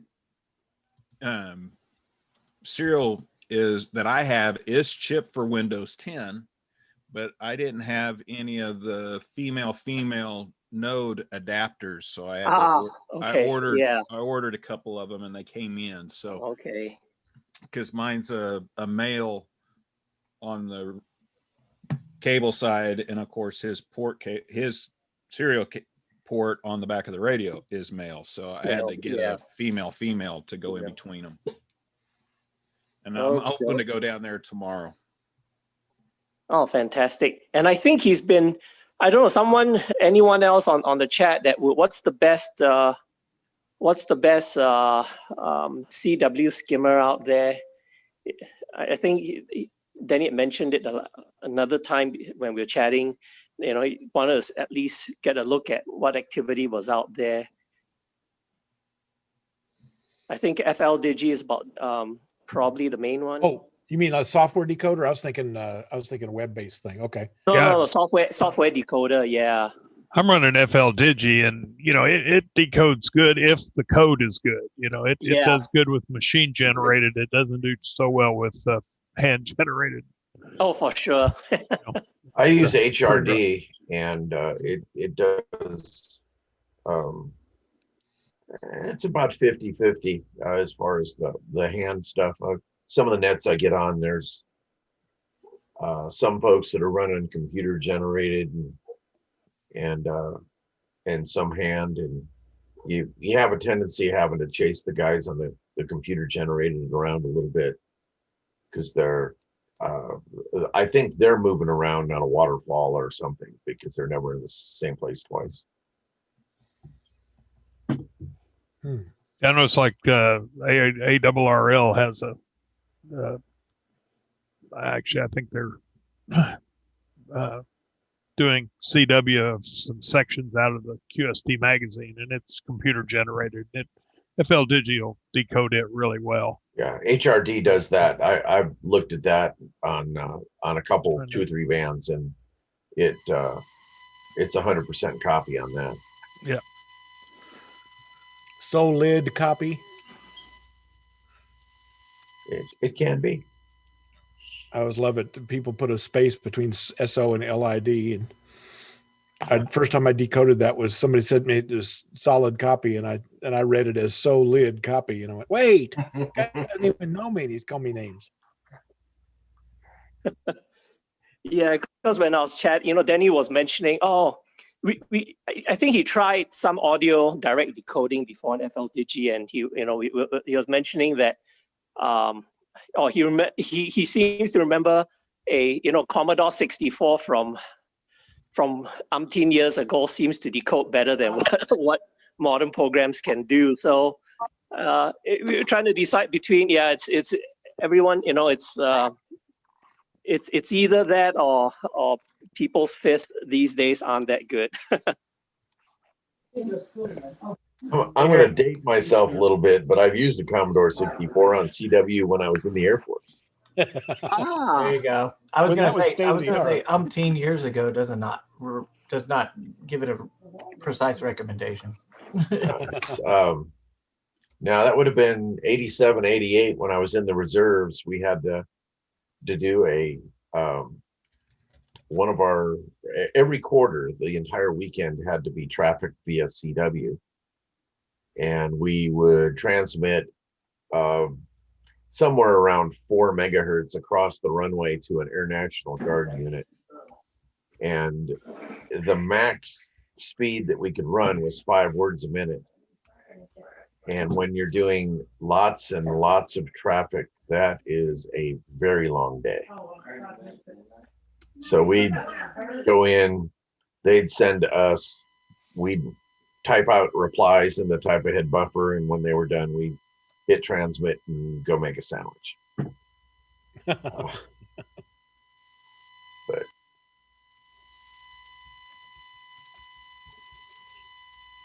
it's one weekend, the guy the squadron commander over there at the guard unit was a ham, and now computer generated code was rather new, and letter of appreciation came over to our side and says, call sign such and such is a wonderful CW fist.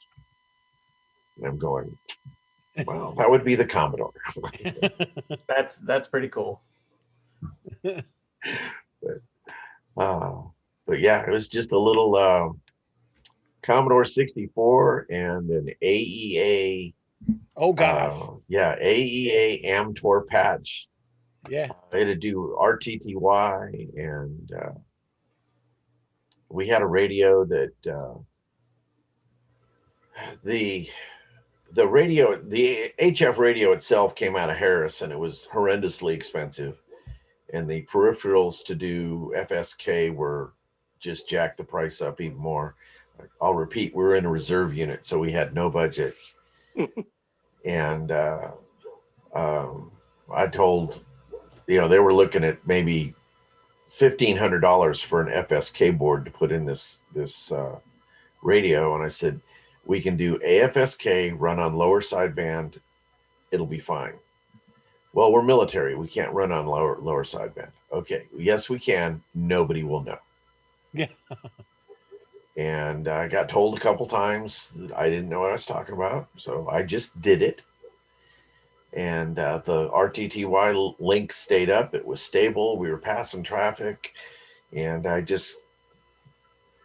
when Sergeant Simmons would come in the building, I would take a little piece of paper with Scotch tape and put it over the display, so he would not see that we were on lower sideband.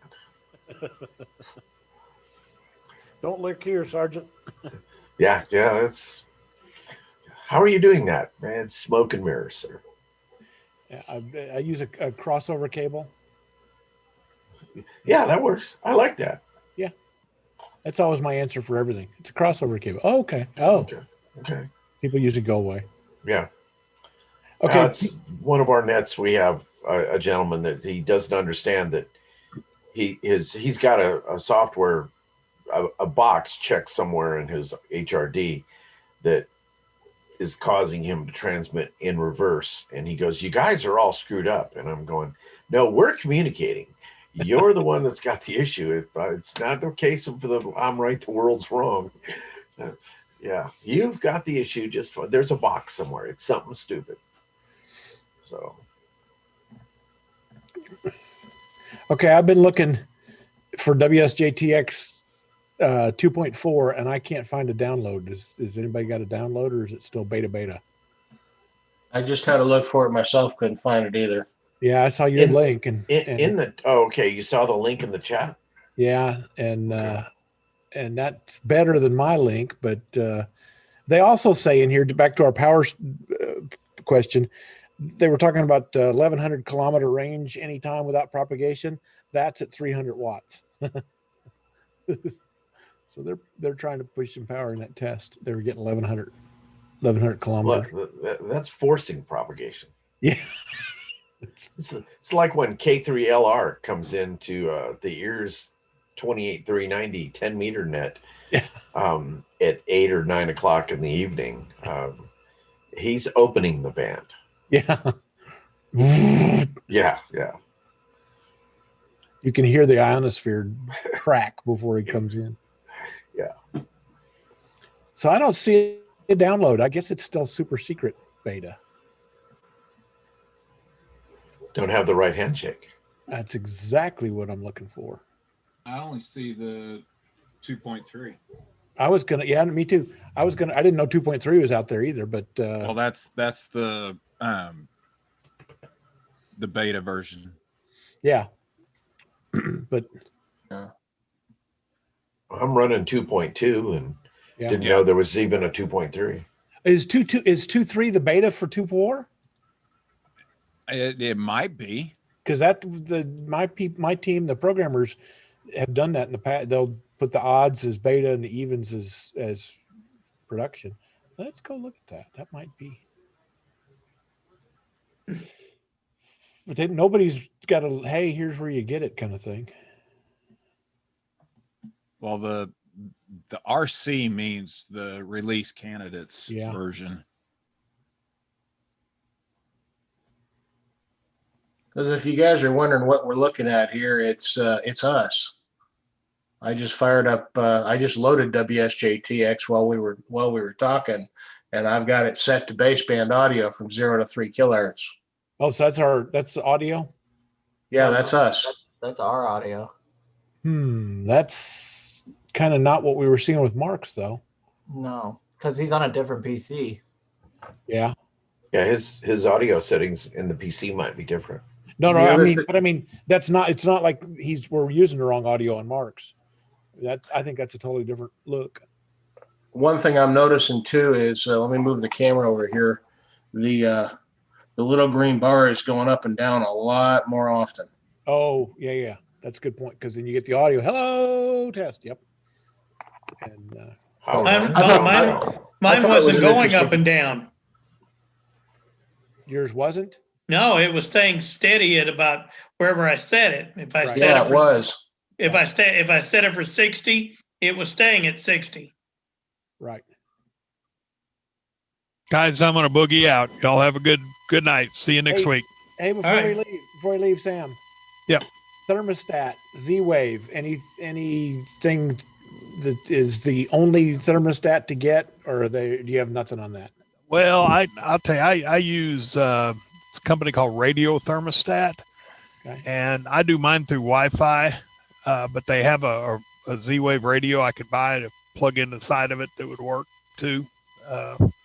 I really like the thermostats, but I've not ever done them on Z-Wave. I got that cleared. I got that controller cleared out and reprogrammed, and oh my God, is that cool? It is. I just keep, I've got so many things. I've got like tilt indicators you can put on your garage doors. You can tell if your garage door is up or down, and there's just all sorts of cool stuff. We'll get together sometime and I'll show you some of my collection. Works for me, man. I'm going to end up with this little one at mom's house, and I want to watch her thermostat because I've had to replace a gas valve over there. And I thought, hey, that'd be a good way to do that. And thought if you had a recommendation, I would go look it up. I don't, like I say, I love my radio thermostats, but I've just never done them through Z-Wave. I've always done them through Wi-Fi. And, okay. I don't know. I just never could see why I would want to do it through Z-Wave. Yeah, that's good. Just does have to have two apps on my phone, I guess, is the biggest thing.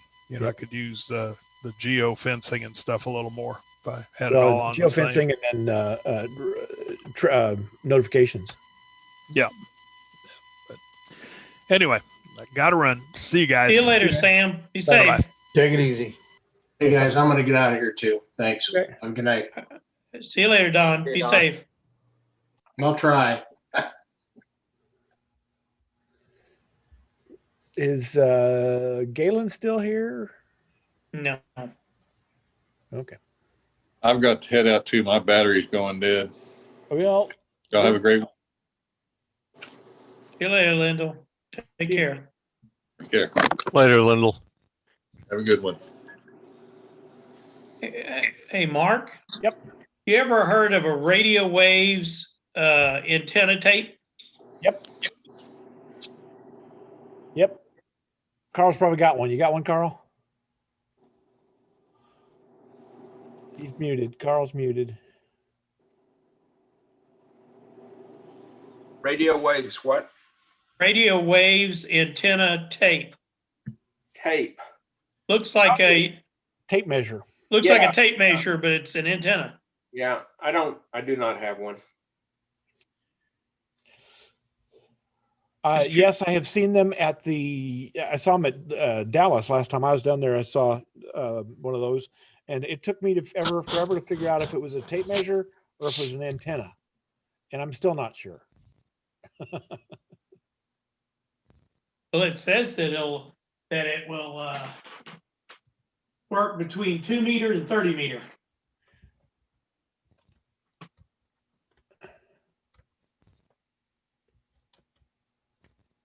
I've seen 2 meter beams made out of tape measures. Yep, we got a bunch. I got a bunch of those. I think I've put up 80 kits. Need to make some more. Radio waves. Yeah, I saw it and I could never figure out if it was a antenna tape because I thought it was marked. Yeah, see, there's both. See, this is what I'm seeing. Yeah. Yeah, it's just a tape measure for you to measure out what it. Yeah. Instead of feet and inches, it's in megahertz and what have you. But it says also works great for an adjustable counterpoise.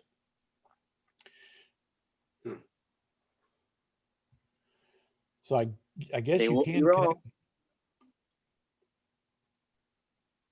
Because I thought that's just a marketing gimmick. And I think the big thing is, there it is. The tape labeling is weird. It's that 10 meter loop and all kinds of different, you can pull it out and make different lengths out of the thing. Salem has that military tape measure dipole. Forget what it's called. Tape measure dipole.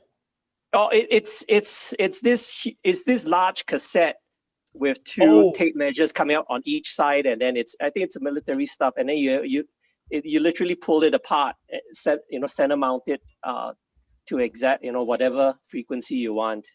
Yep, it's kind of like a fishing reel thing. Yeah, it's like a big cassette. Yeah, like a big Betamax or beta cassette kind of thing size.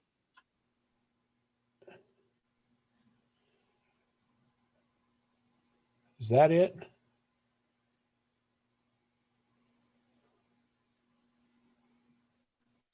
I don't know. What's your question, Mark? No, I saw it there. I was looking at I was looking at a radio, and they offered that with the radio. I think the big thing is it's tape measure, but you can also spool it out if you need to. And again, I guess if you're looking for a quick way to put up an antenna, that's a quick way to do it. The big thing is it's labeling, that they put the 10-meter loop and all the little stuff is there.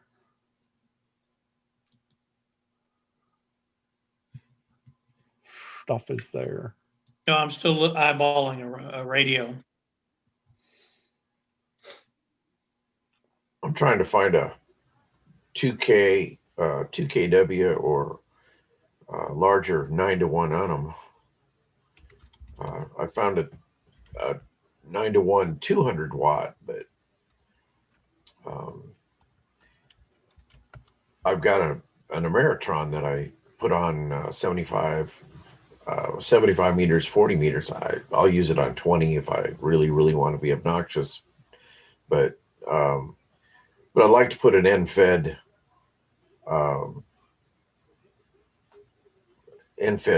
wire up, but I can't find anything more than 200 watts on the 9-to-1 on them. DX Engineering has the 200 watt. I would figure that they'd have bigger, but I'm at a loss. So if anybody knows anywhere else to get a 9-to-1 on them, I guess is what they're called. 9-to-1 at 2 kilowatts. Yeah. Okay. Easy to say. Build one, but yeah, that's my next. That's probably the best one.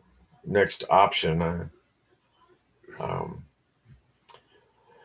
Before I get into any large projects, I got to get finished unpacking from this move. I'm thankful that this antenna or this camera is cooperating and not moving around, because you'll see that the room is a disaster. Like Don, you don't have a Don experience where the camera hits the floor? No, that was happening while I was in Lowe's, and I'm going, yeah, that could be me, because my camera is literally sitting on the top of my radio desk, and I have the little Tupperware that I keep my pills in, holding the wire so it's not moving around. So, but now I've got phones and books and laptops, and this side of the room is pretty trashed.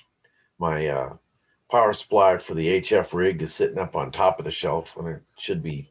I have a shelf below the desk that I keep the power supply and all that. The amplifier is sitting on its side under the desk. So, but nice foot warmer. Yeah, it's over here. The air conditioning. I may have to get an auxiliary window unit if I'm going to run the amp during the summer. The other place, the thermostat was in my room, and every time the amp came on, the air conditioner would run and run and run and run. But it's rarely ever ran the heater. If the amp was on, it'd get to 80 degrees in that room real quick. Yeah, I bet. Especially if I was doing net control, or I was, be talking a lot. Hey, Clay, Elliot just responded. I don't know if you saw your email on Gmail, but the guy in California has hit you up. So he said short term, he'll do whatever you want to do for timing. So okay, not a problem. Hit him whenever you. Yeah, I'll if he included a phone number, I'll call him. If not, I'll send him my phone number, and he can reach out. And if I have to climb Mount Scott at 2:00 in the morning to get it on the mobile, I've run the Idaho-Montana border.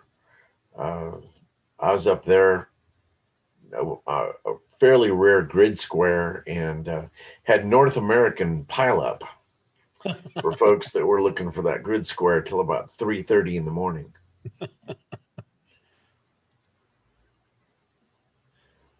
What do you run 80 meters mobile? I have a little Tar Heel 2 and a Kenwood TS480 SAT. If I can hear them, they can, or if I can hear them, I can hit them. There you go. I've had on 20 meters, I've had numerous folks go, wait a second, did you just say you were mobile? Yeah, 20 is weird like that. I've had the same thing. It's like, that's crazy. That's crazy. Yeah, he doesn't have a phone number, but he's got an email, and he said he'll jump when you say hi. So okay, CW or lower sideband, either one. So okay. Yeah, I'd like something that would do 160 mobile, but the back of my little Jeep Liberty, I'm not sure it'll handle it. We had to custom make a mount for the Tar Heel. It's the mount sits underneath the tire rack, and it comes out just far enough for the glass to open up and the gate to rotate out of position. It'll clear about a ½ inch, both of those.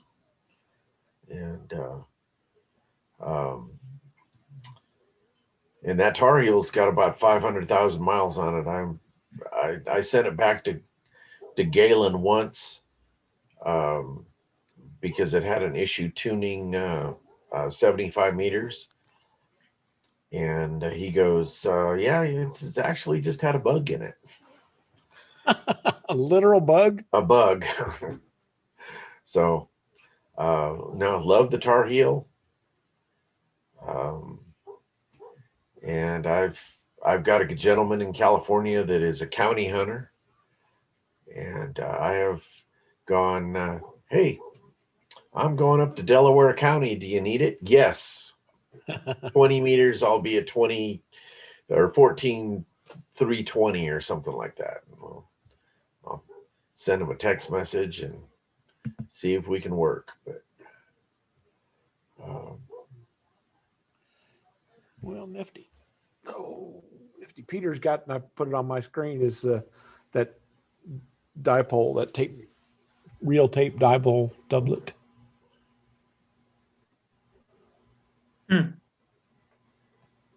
It does look like a film cassette. Yeah. Yeah. It does. See if there's something else. Hey, Mark, I did see a guy on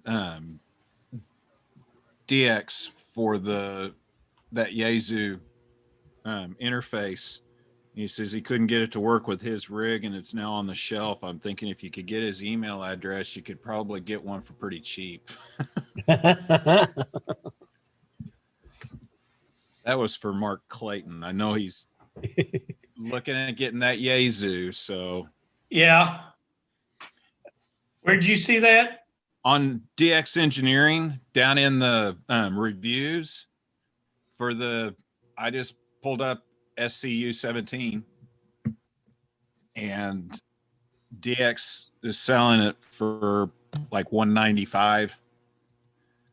And there was one guy down there that gave it a 1 star. And he goes, it's just now on my shelf. I was thinking if you could get a hold of him, he'd probably sell it to you for a little bit less.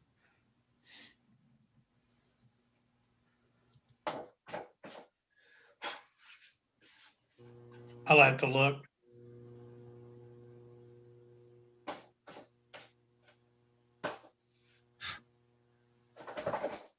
Oh. Well, with me being gone or anything, Mark, did you make any headway? Is there any difference in what it's doing? Still the same? Yep. I think we made a lot of headway, but we didn't get anywhere, if that makes sense. 1 step forward, 2 step back. Yeah. Yeah. I don't, maybe That it's waterfall display looks a lot better now, but that didn't help anything. It's just the visual. Maybe it's just too much noise. Maybe you are getting distortion in that noise. That noise thing. I don't know. I can't find 2.4. I'm pissed. Mark knows my opinion on the signal links. So yeah, he's nodding his head. Yes. Yeah. Well, when I had my TS50, I ran the signal link and it worked well.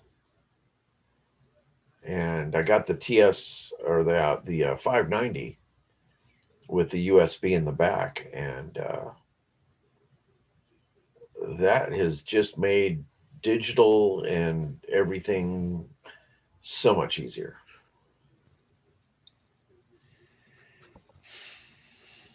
Well, Clay, here's a 1 kilowatt antenna kit. Okay. Who's that through? That's through Amazon. Let me put it in the link or put it in the chat. Okay.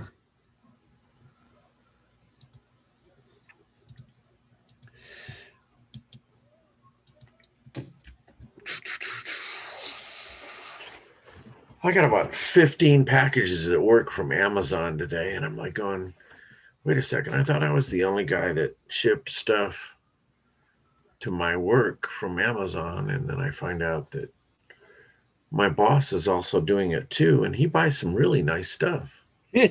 Oh, 2 kilowatt intermittent, 1 kilowatt continuous.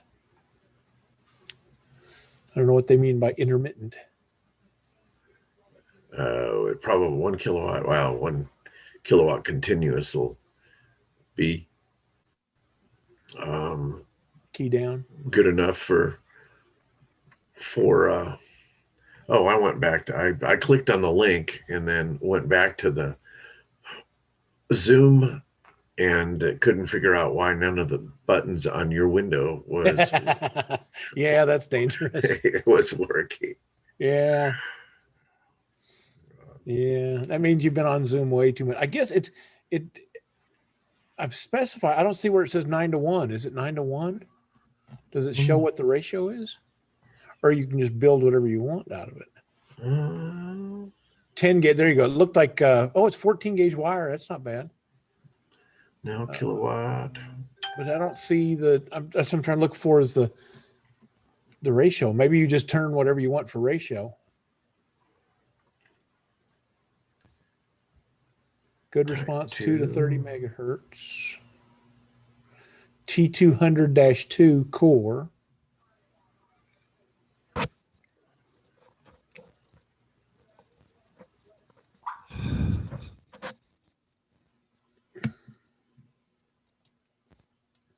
No, I don't see what the ratio is.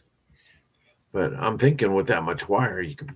Yeah, they'll probably do whatever you need. Let's see. There you go. Works with enough wire to build a 9-to-1 unknown. There you go. Oh, okay. And I think he's right. You know, you got. But well, and if you can build a 9-to-1 and with it, then it, you know, a 4-to-1 would be well within the parameters of a 10-foot piece of wire. Oh yeah. Yeah. Here you go. Nice kit, but only for 4-to-1, 1-to-1, 9-to-1. 9-to-1 is only 400 watts is what it says. Oh, okay. Let's probably need to go to 10 gauge. Yeah. Oh, somebody's got to have one out there somewhere. I can't be the only one that wants to run just under a kilowatt on an end-fed. But where I'm moving here, I have a 60-foot tower that's already here. And I was thinking at end-fed going to the north property line, there's a tree out there, just kind of random wire. It's over 100 feet. So it should work. Ground it to the tower. It should be quite effective. And then use between that and my vertical, use that for FT8 and digital. And there's times where I'm the net controller on RTTY, so kind of want to run 300 or 400 watts. Yeah, and that would be continuous. Yeah. it was like great for her and her family. And she's what? She's in her 30s. But anyway, so Daryl was talking about that he's talking to her Luke and a couple of people, 2 other people Hello. he knows. Somebody on He said that iPhone. one guy had cancer. Hello. Lit up from hair to toe. Hi there. How you doing? Pretty good. How are you? Who are you? What's up? Not bad. Sorry, I'm a new creeper here. My name's Danny. It's KG5YGM. Oh, hello, Figured Danny. I'd pop on and see what's up. Welcome. What's up? No, not much. We've been talking about all kinds of stuff. You got any stories you need to share? You from the area? You around here? Actually, I'm out in Pot County. Oh, Um, way out there by Eric. Eric's in Okay. Seminole. Yeah, I had my license for, I don't know, year or so now, 2 years, I don't even know, a little while, but never really done much with it. And finally broke down and bought a real radio. You know, I got one of those nice one everybody's likes, you know, like a couple of Baofangs, so I could talk to my buddy. But I ended up buying an ICOM 4100, I think. So I haven't got it set up yet. I just got it the other day. So anyway, Good for you. figured I'd get something that might be able to talk a little ways on instead of an over, you know, a hunting radio basically. So Yeah, that works. 4100. What's an you said Yaesu 4100? No, ICOM. ICOM. Oh, okay. Okay. I was gonna say, huh? I don't know what a 4100 is. I'm gonna have to go look at that. Look at that. Oh, a D Star. Dual Yeah, band. it's a D-Star. Oh, okay. Good deal. Is there what's for a D Stars or anything out in Potawatomi or Pot County that's a D Star? No. I don't really know. I Like can I say said, I no, haven't for sure. got it set up yet. So You D-Star has hotspots, doesn't it? they Yeah, do. Yeah, you can hotspot it. hotspot it anywhere. Yeah. That's a good that's 40-watt radio or a 50-watt radio. That's a bunch of goo. My buddy uses D-Star and he's been a ham for a long time, and so he was kind of the one that was saying to go with D-Star because I travel pretty extensively during the summer. So he said I could use my phone as a hotspot and then still talk to the nets that were back home. So Well, cool. that was the thought. So Good looking little radio. You can pull the little display off the front. That's kind of neat. yeah, you can remote mount it, and so I'm going to mount it in my truck, and should be able to. You can put the majority of the unit somewhere that it doesn't matter under a seat or something, and then put the head up. What do you do take for a up living? too much space? I do paintless dent repair, so I travel about 6 to 8 months out of the year. So Follow the hailstorms. yes, sir. Yep. I was wondering. Transients. I was wondering if that happened. Busy Yeah, season's coming up. It is here a couple months. So I use the Miyagi version of dent removal. That's called when the hail gets there, or be under something. yeah. Be under something. Yeah. Yeah. I was out storm spotting, and one of the supervisors from work wanted to see what it was like, so she went with me. And Curtis at the Edmond DOC says, "Clay, find some place to get under right now." I pull into a gas station, get up under the awning, and about that time the hail starts falling. And she looks at me and says, "He is a very good man to know." Yeah, we chase it all over the place. So now my son just bought a $78,000 hail magnet. So oh man, yeah, brand new Ram truck with a very large sunroof. Oh yeah, yep. I'm in Pink. Somebody asked me, I think, okay, where I was in Pot County. Pink, America. It's a one-horse town where the horse got shot. I'm at 84th and 9, so I'm the last stop out of town, I think, to go your way. Yeah, yep. I'm on Pink Fire Department, so I get around all over the place around here. So well, I actually bought a horse from not too far from Pink, so I might have bought the pink horse, who knows? And it was for a firefighter. The guy, I think he was on the Waurika Fire Department. Juanette would be, I think, the only W we have around here. Oh, you're gonna make me look this up on a map, aren't you? Well, if he doesn't, I will. Yeah. Waurika's down south of Duncan. Yeah, Waurika's not too close to us.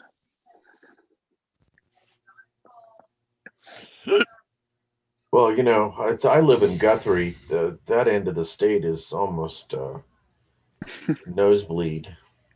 Yeah, my parents are up there. Wetumpka. Wetumpka, okay. Oh. Wetumpka's not. It's okay close, but it's not. And we don't really mutual aid with them or anything too much. They're a ways from us. No, I've done 2 volunteer fire departments up this direction. And, yeah. I'm just I went into volunteer fire department once I retired from the Air Force, and I was kind of old to be the rookie. Yeah. Yeah. I get it. Yeah. But and you know, I went through everything, and what was kind of funny is we had a big grass fire on Centennial Day. What was it? 2008. I think it was 2008. Oh gosh, yeah, that was. And we had an ugly fire, and 3 fire departments got out there. We had no chief, we had no assistant chief. It was like a bunch of firefighters and no incident command, and we were doing fine. I mean, find stuff that's on fire and make it not find on fire and fight it. Yeah. And the Kingfisher fire chief comes out to incident command, and he looks at me and says, "Yo, old guy, you're Division 1. Go take charge." And I'm going, "Hey, I'm like the rookie here." And he goes, "That's okay." He says, "You look military. That means you can lead. Get it done."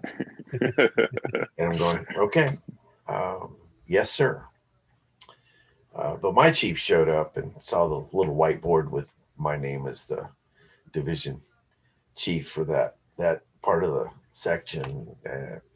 There's a little conversation that was had, and the Kingfisher chief says, "Yeah, well, if you don't like it, you can leave."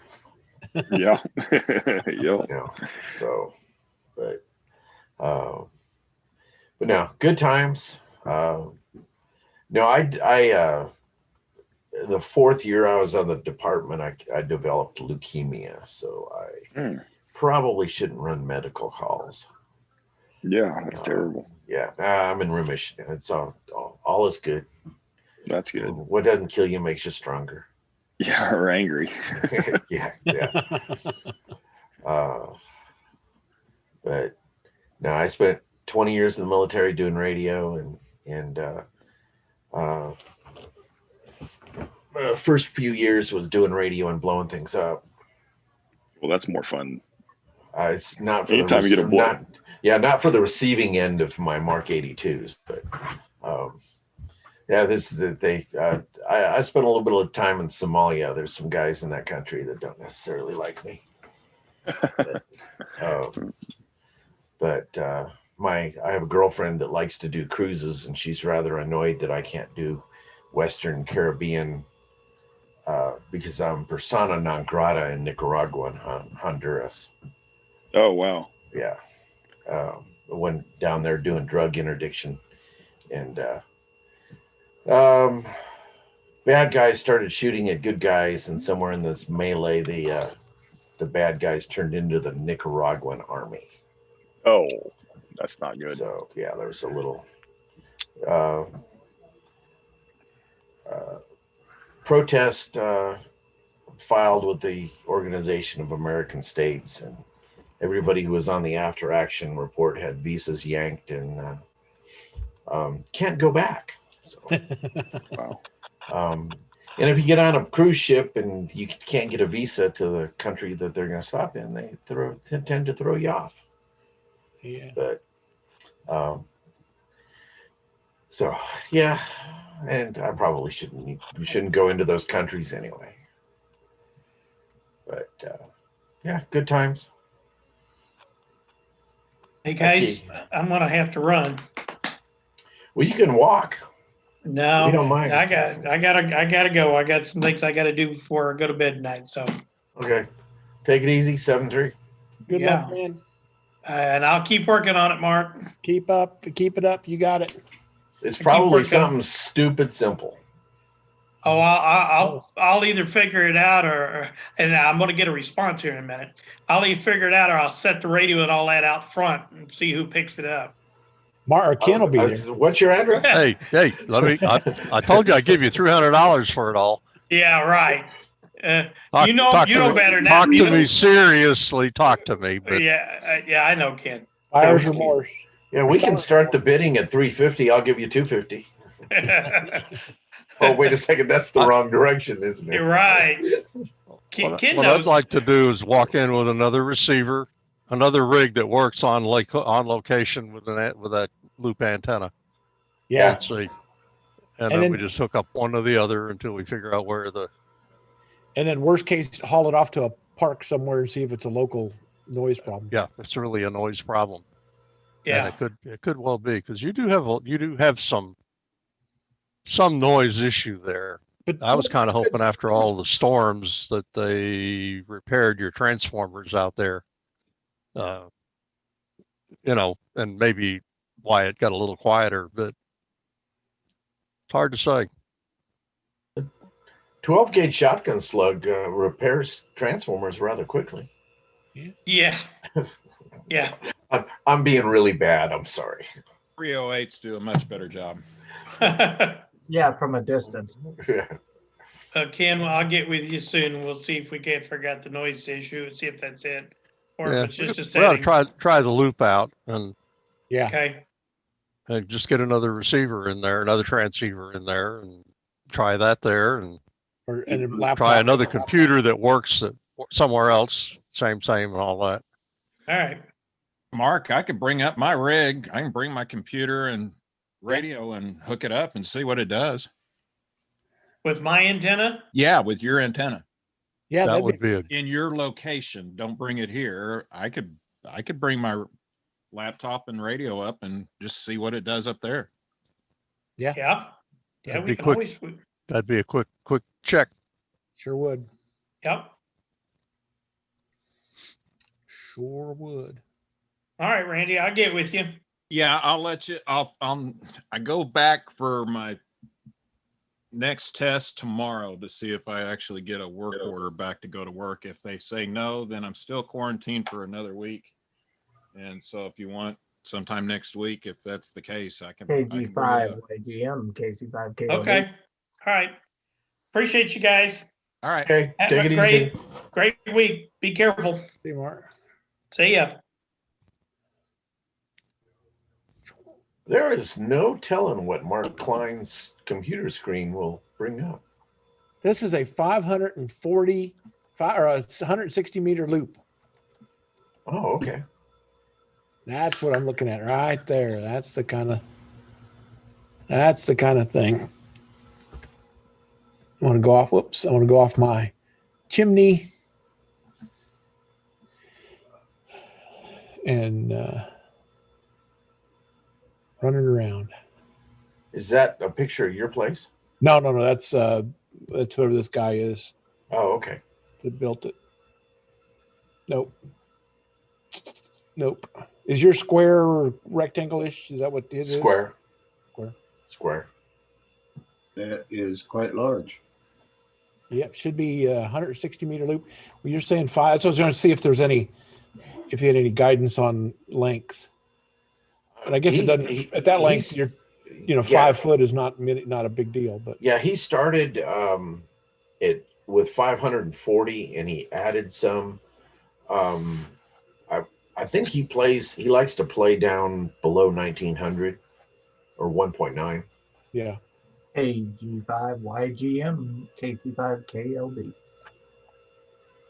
And so, but he ended up adding like 5 or 6 feet to get it down there. And I introduced John sort of kind of uniquely. I go, he's the president of Amplifiers Anonymous. Hello, my name is John, and I buy amplifiers that I don't need.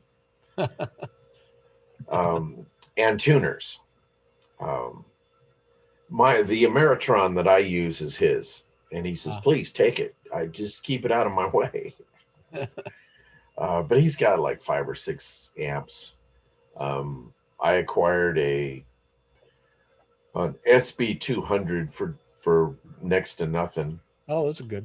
And we've put a soft start system in it, redid the power supply, and it'll put full 550, 600 watts out until you put the case back on it. And then it will only put out 200 watts. That's weird. Yeah, and it really is. We're thinking that it has its own SWR bridge and meter.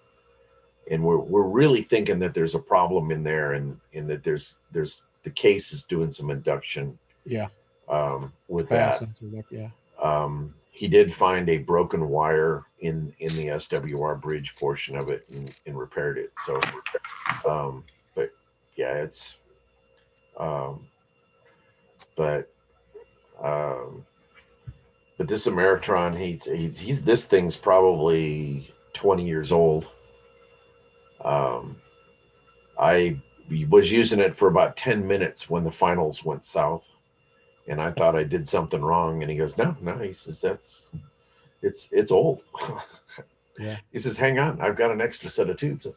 Of course. It took us longer to pull all the screws out of the case than it did to put the tubes in. But yeah, he's got a Challenger amp that will do the legal limit and then some. And ALS 500, ALS 600. Who is this? John N5YZA. Oh yeah. He's the guy that brought the trailer for Ham Holiday with the tower. Yep. And he's just jack of all trades, master of none. If you have a broken car, just let him walk by it and talk to it nicely, and it seems to fix itself.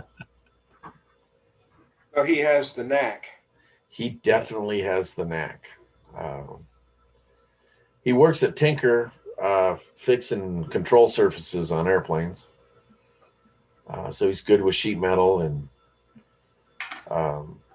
I drew some pictures of what I wanted my antenna mount to be for the Tar Heel on the Jeep, and he goes, yeah, that looks good. He says, I think we're going to go to the opposite side, and this will be a little longer, and this, and then he starts waving his hands, and the parts start forming up magically, and poof. And yeah. And he welded here and welded there, and ground here and ground there, bolted it, put my tire rack back on, and I'm going, wow, that actually looks pretty good. But yeah, he's a good guy to know. My son is in the process of restoring a 72 Chevelle, and John has been his tech support on rebuilding the 350 that he's putting in it. So my son is pretty mechanically inclined. He likes to get dirty. he throws tires for Discount Tire. So oh, whoa. I say that he's long out of the throwing tires. He still throws tires, but he's a manager. So, but which makes Dad happy because I get the friends and family discount on tires, which as much as I drive, we retired my Chevy Colorado at 370,000 miles.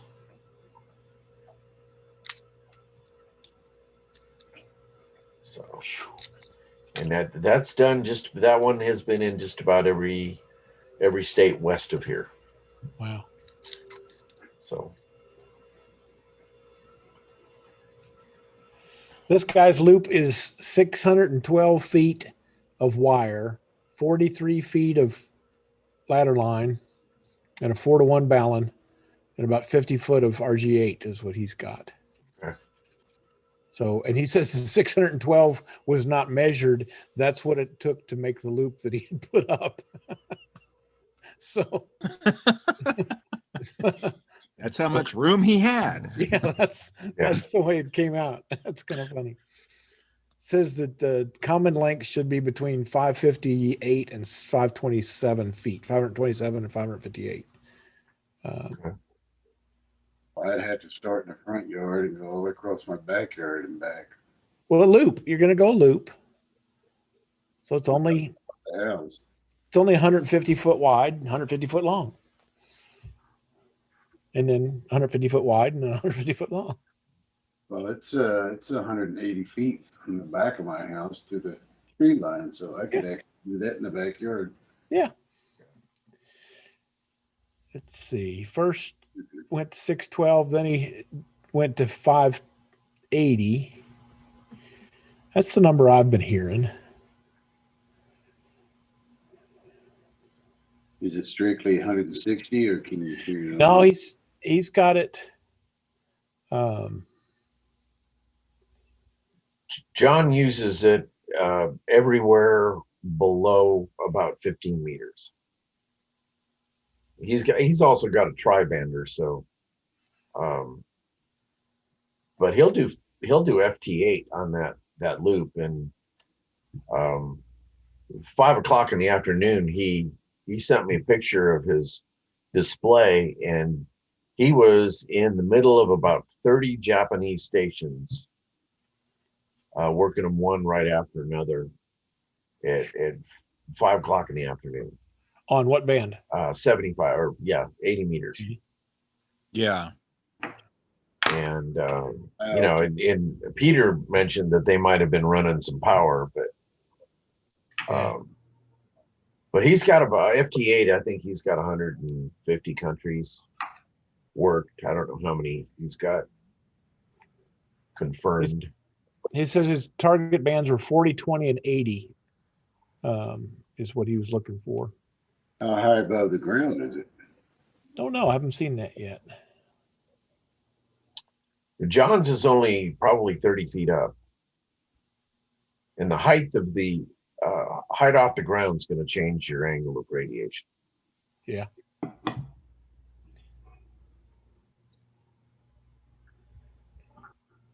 Yeah, he said he started long and then kept cutting it off. The predicted loop element was 537 feet. Yeah, it's a Humpty Bumpty chart, like an infed SWR chart that kind of zips in at all the bands.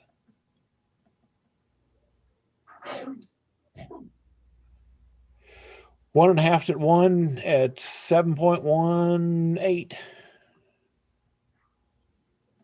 He's at 537 is where he said he finally ends up at. 540. Well, at 1.9 megahertz, it mathematically it comes out to right at 529. That's using the 1005 divided by 1.9. Yep.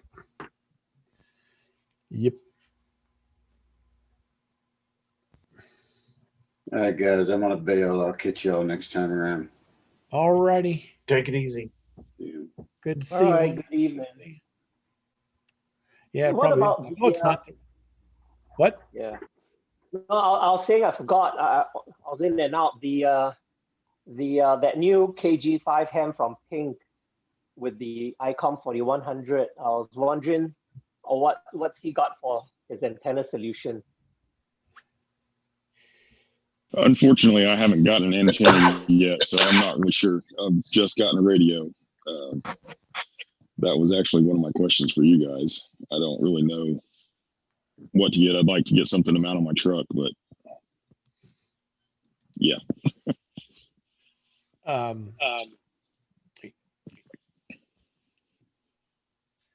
you looking for like a vertical? On your truck, just a quarter wave, half wave, just a mag mount kind of thing? Do you have to get it into a garage? Do you have to any special requirements?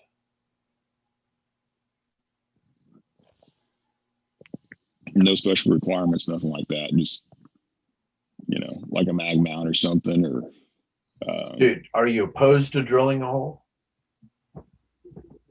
I'm not 100% for it. Or you can do a lip mount. Let's see. What kind of truck do you have? An F-250. Magnet mount, right? Is it a crew Super Duty crew cab? So the kind of the way the ribs work, there's not a great spot in the middle of the roof for a mag mount. It would have to be more towards the back.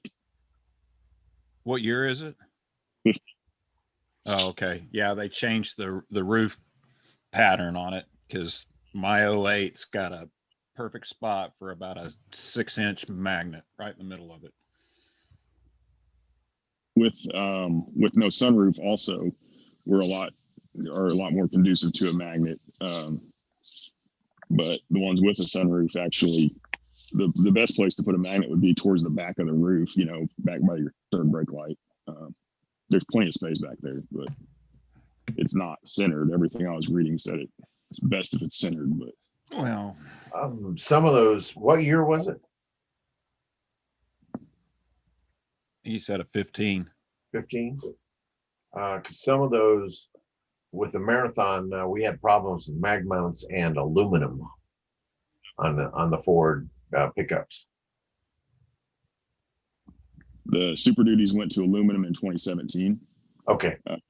Yeah, and then the F-150s were aluminum prior to that, but the Super Duties weren't. So. I do know, and I cannot remember who it came from, but there is a third brake light housing that is already made for coax cable to go under it and into your cab.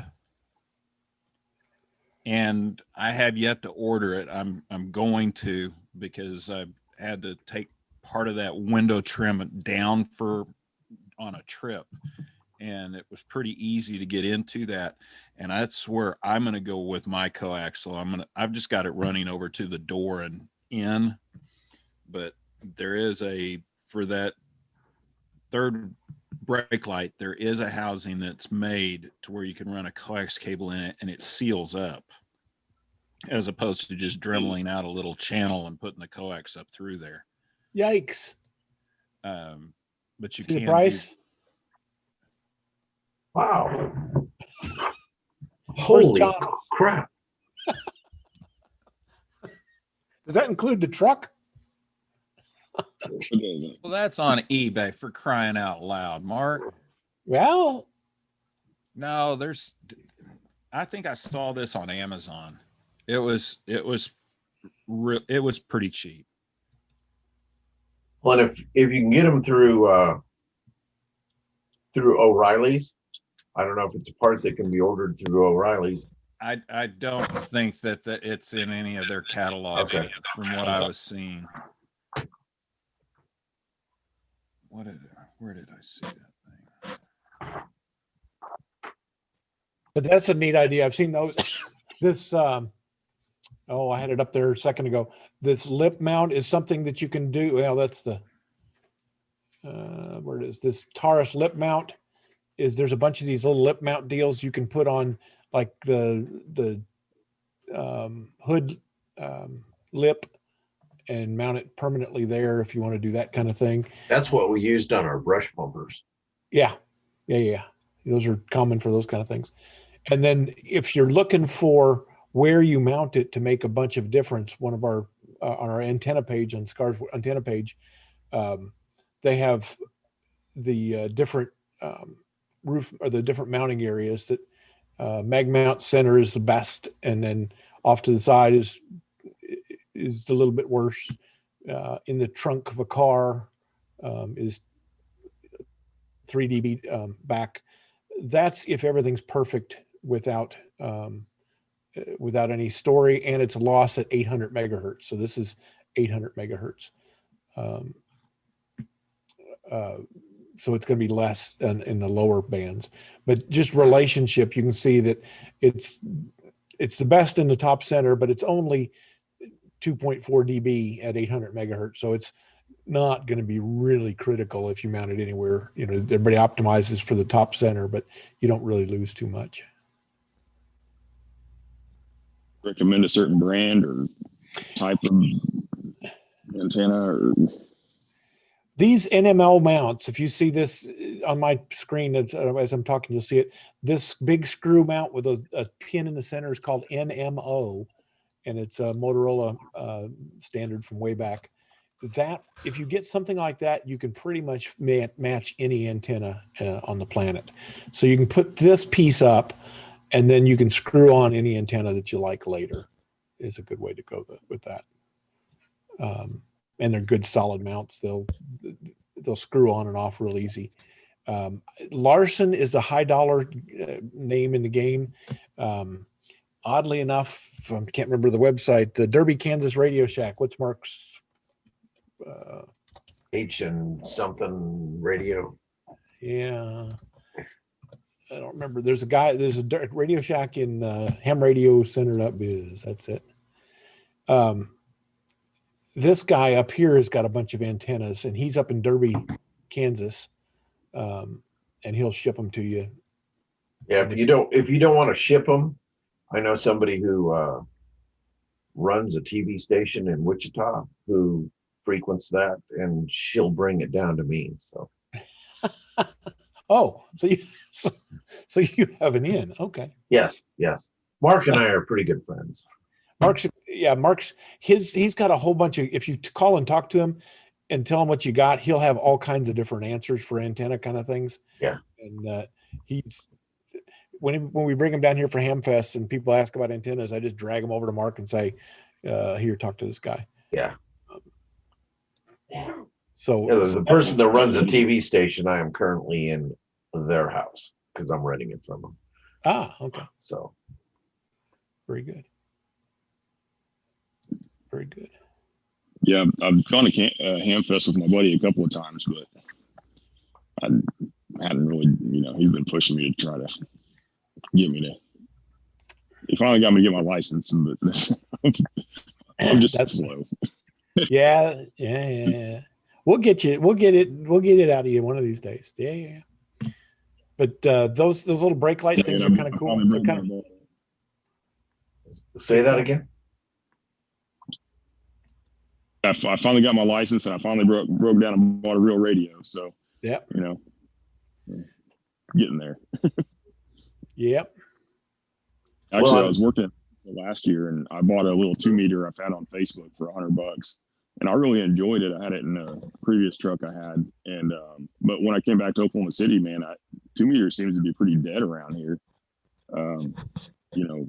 Up in Tulsa, man, they had nets every. Twice a week, and they'd, you could pop on and there'd be somebody on, pretty much all the time. But 06 is pretty popular down here. Edmund's got one up in there, 147, 135.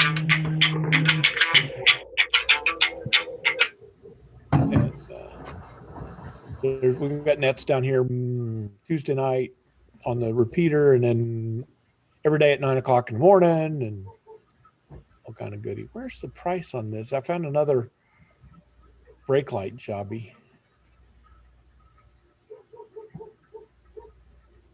And I haven't seen a price for it yet, but I'll show you what it looks like. I think it's a 3D printed old thing is what it looks like.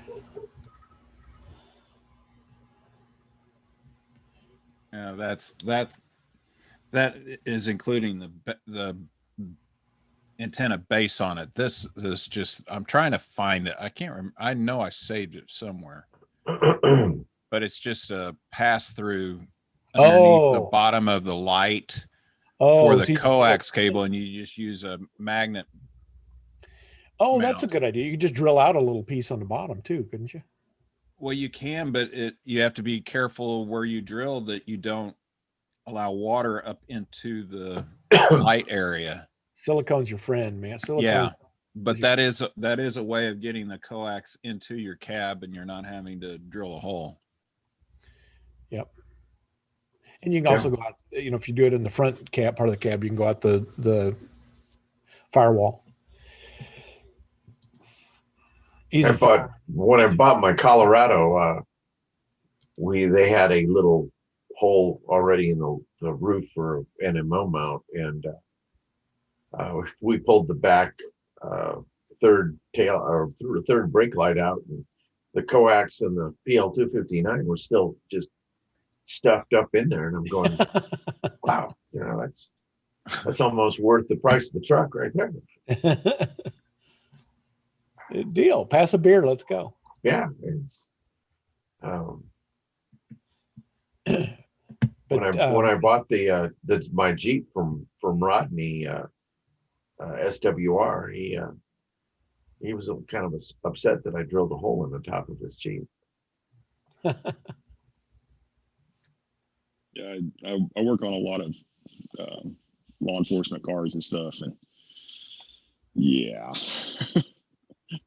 I've seen a lot of really nice hack jobs in the top of vehicles. So, yeah, I worked for a PD on the West Coast for a while, and we went from VHF to 500 megahertz. And our radio shop was used to 150 megahertz and below. And so they took little quarter wave whips, put them on top of the light bar, and ran RG58 to the radio about 20 feet at 500 megahertz.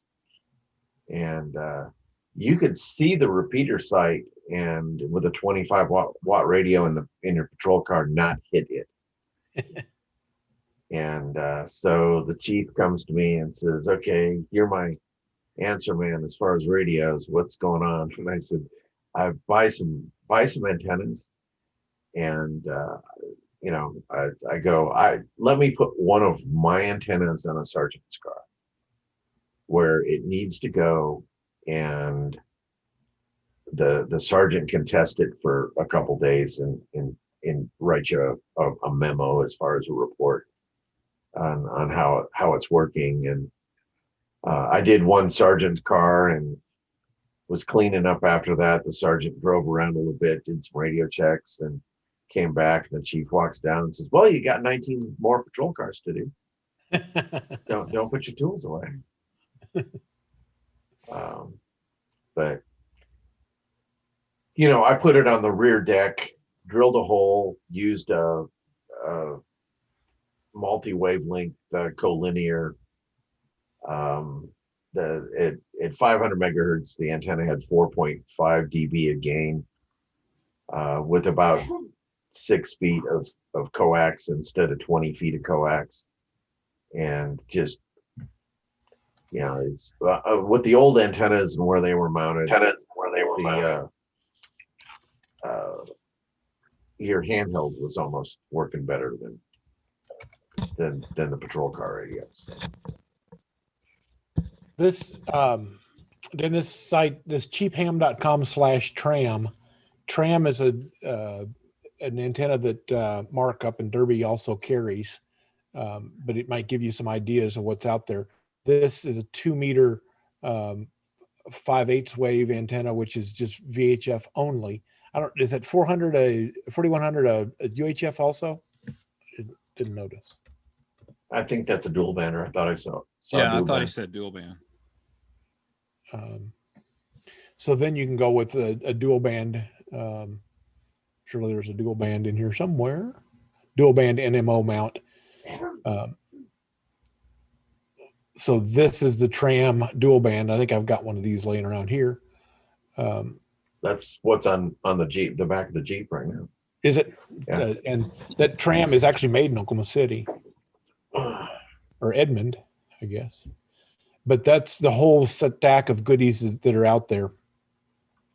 There's, you know, for instance, a rain cap when you take it off.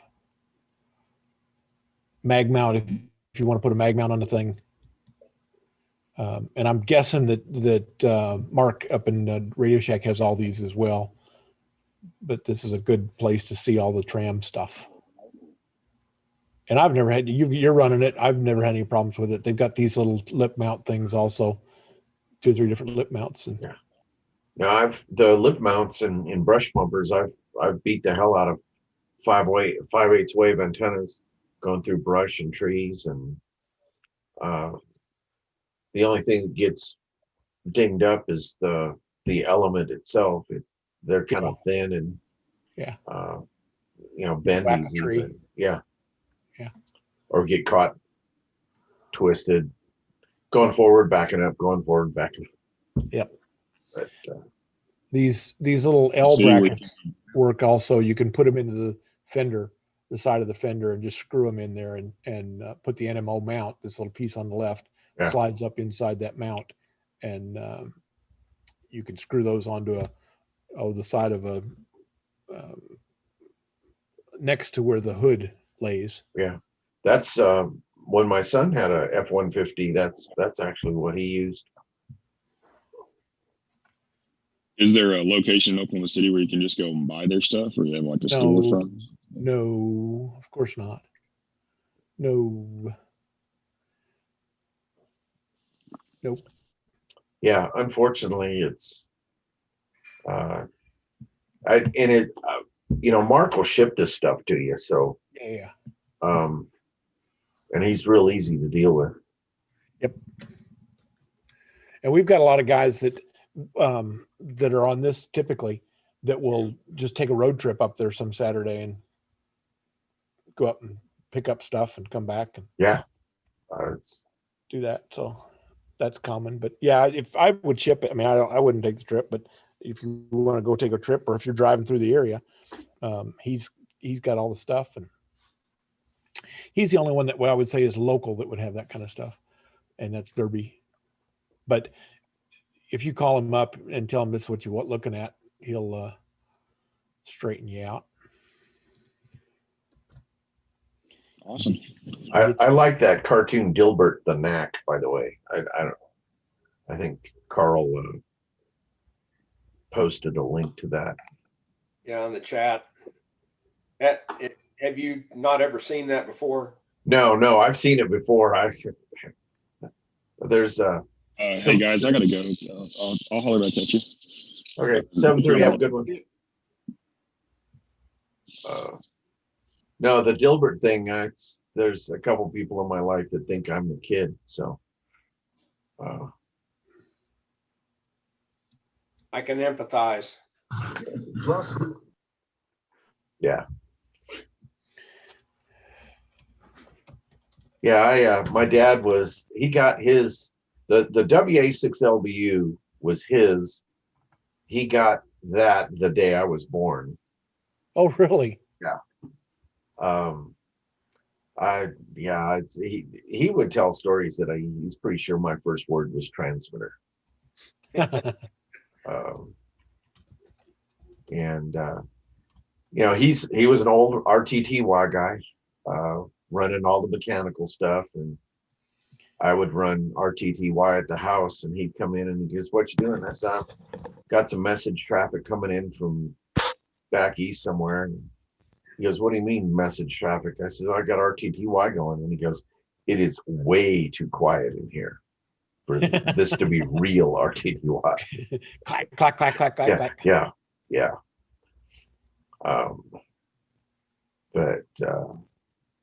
Yeah, I grew up with a bunch of the mechanical RTTY stuff across the hall from me in the other bedroom. I'd get lulled to sleep by that stuff. I bet. You all still have any of the original or the old mechanical ones? No, I would love to get some of that, yeah. but the only thing that I have of his is a Collins 75A4. Okay. And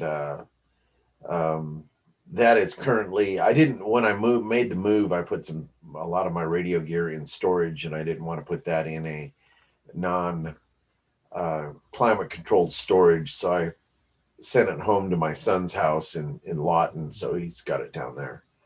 That'll be coming up here once I get the regular, the HF stuff that I use regularly operational.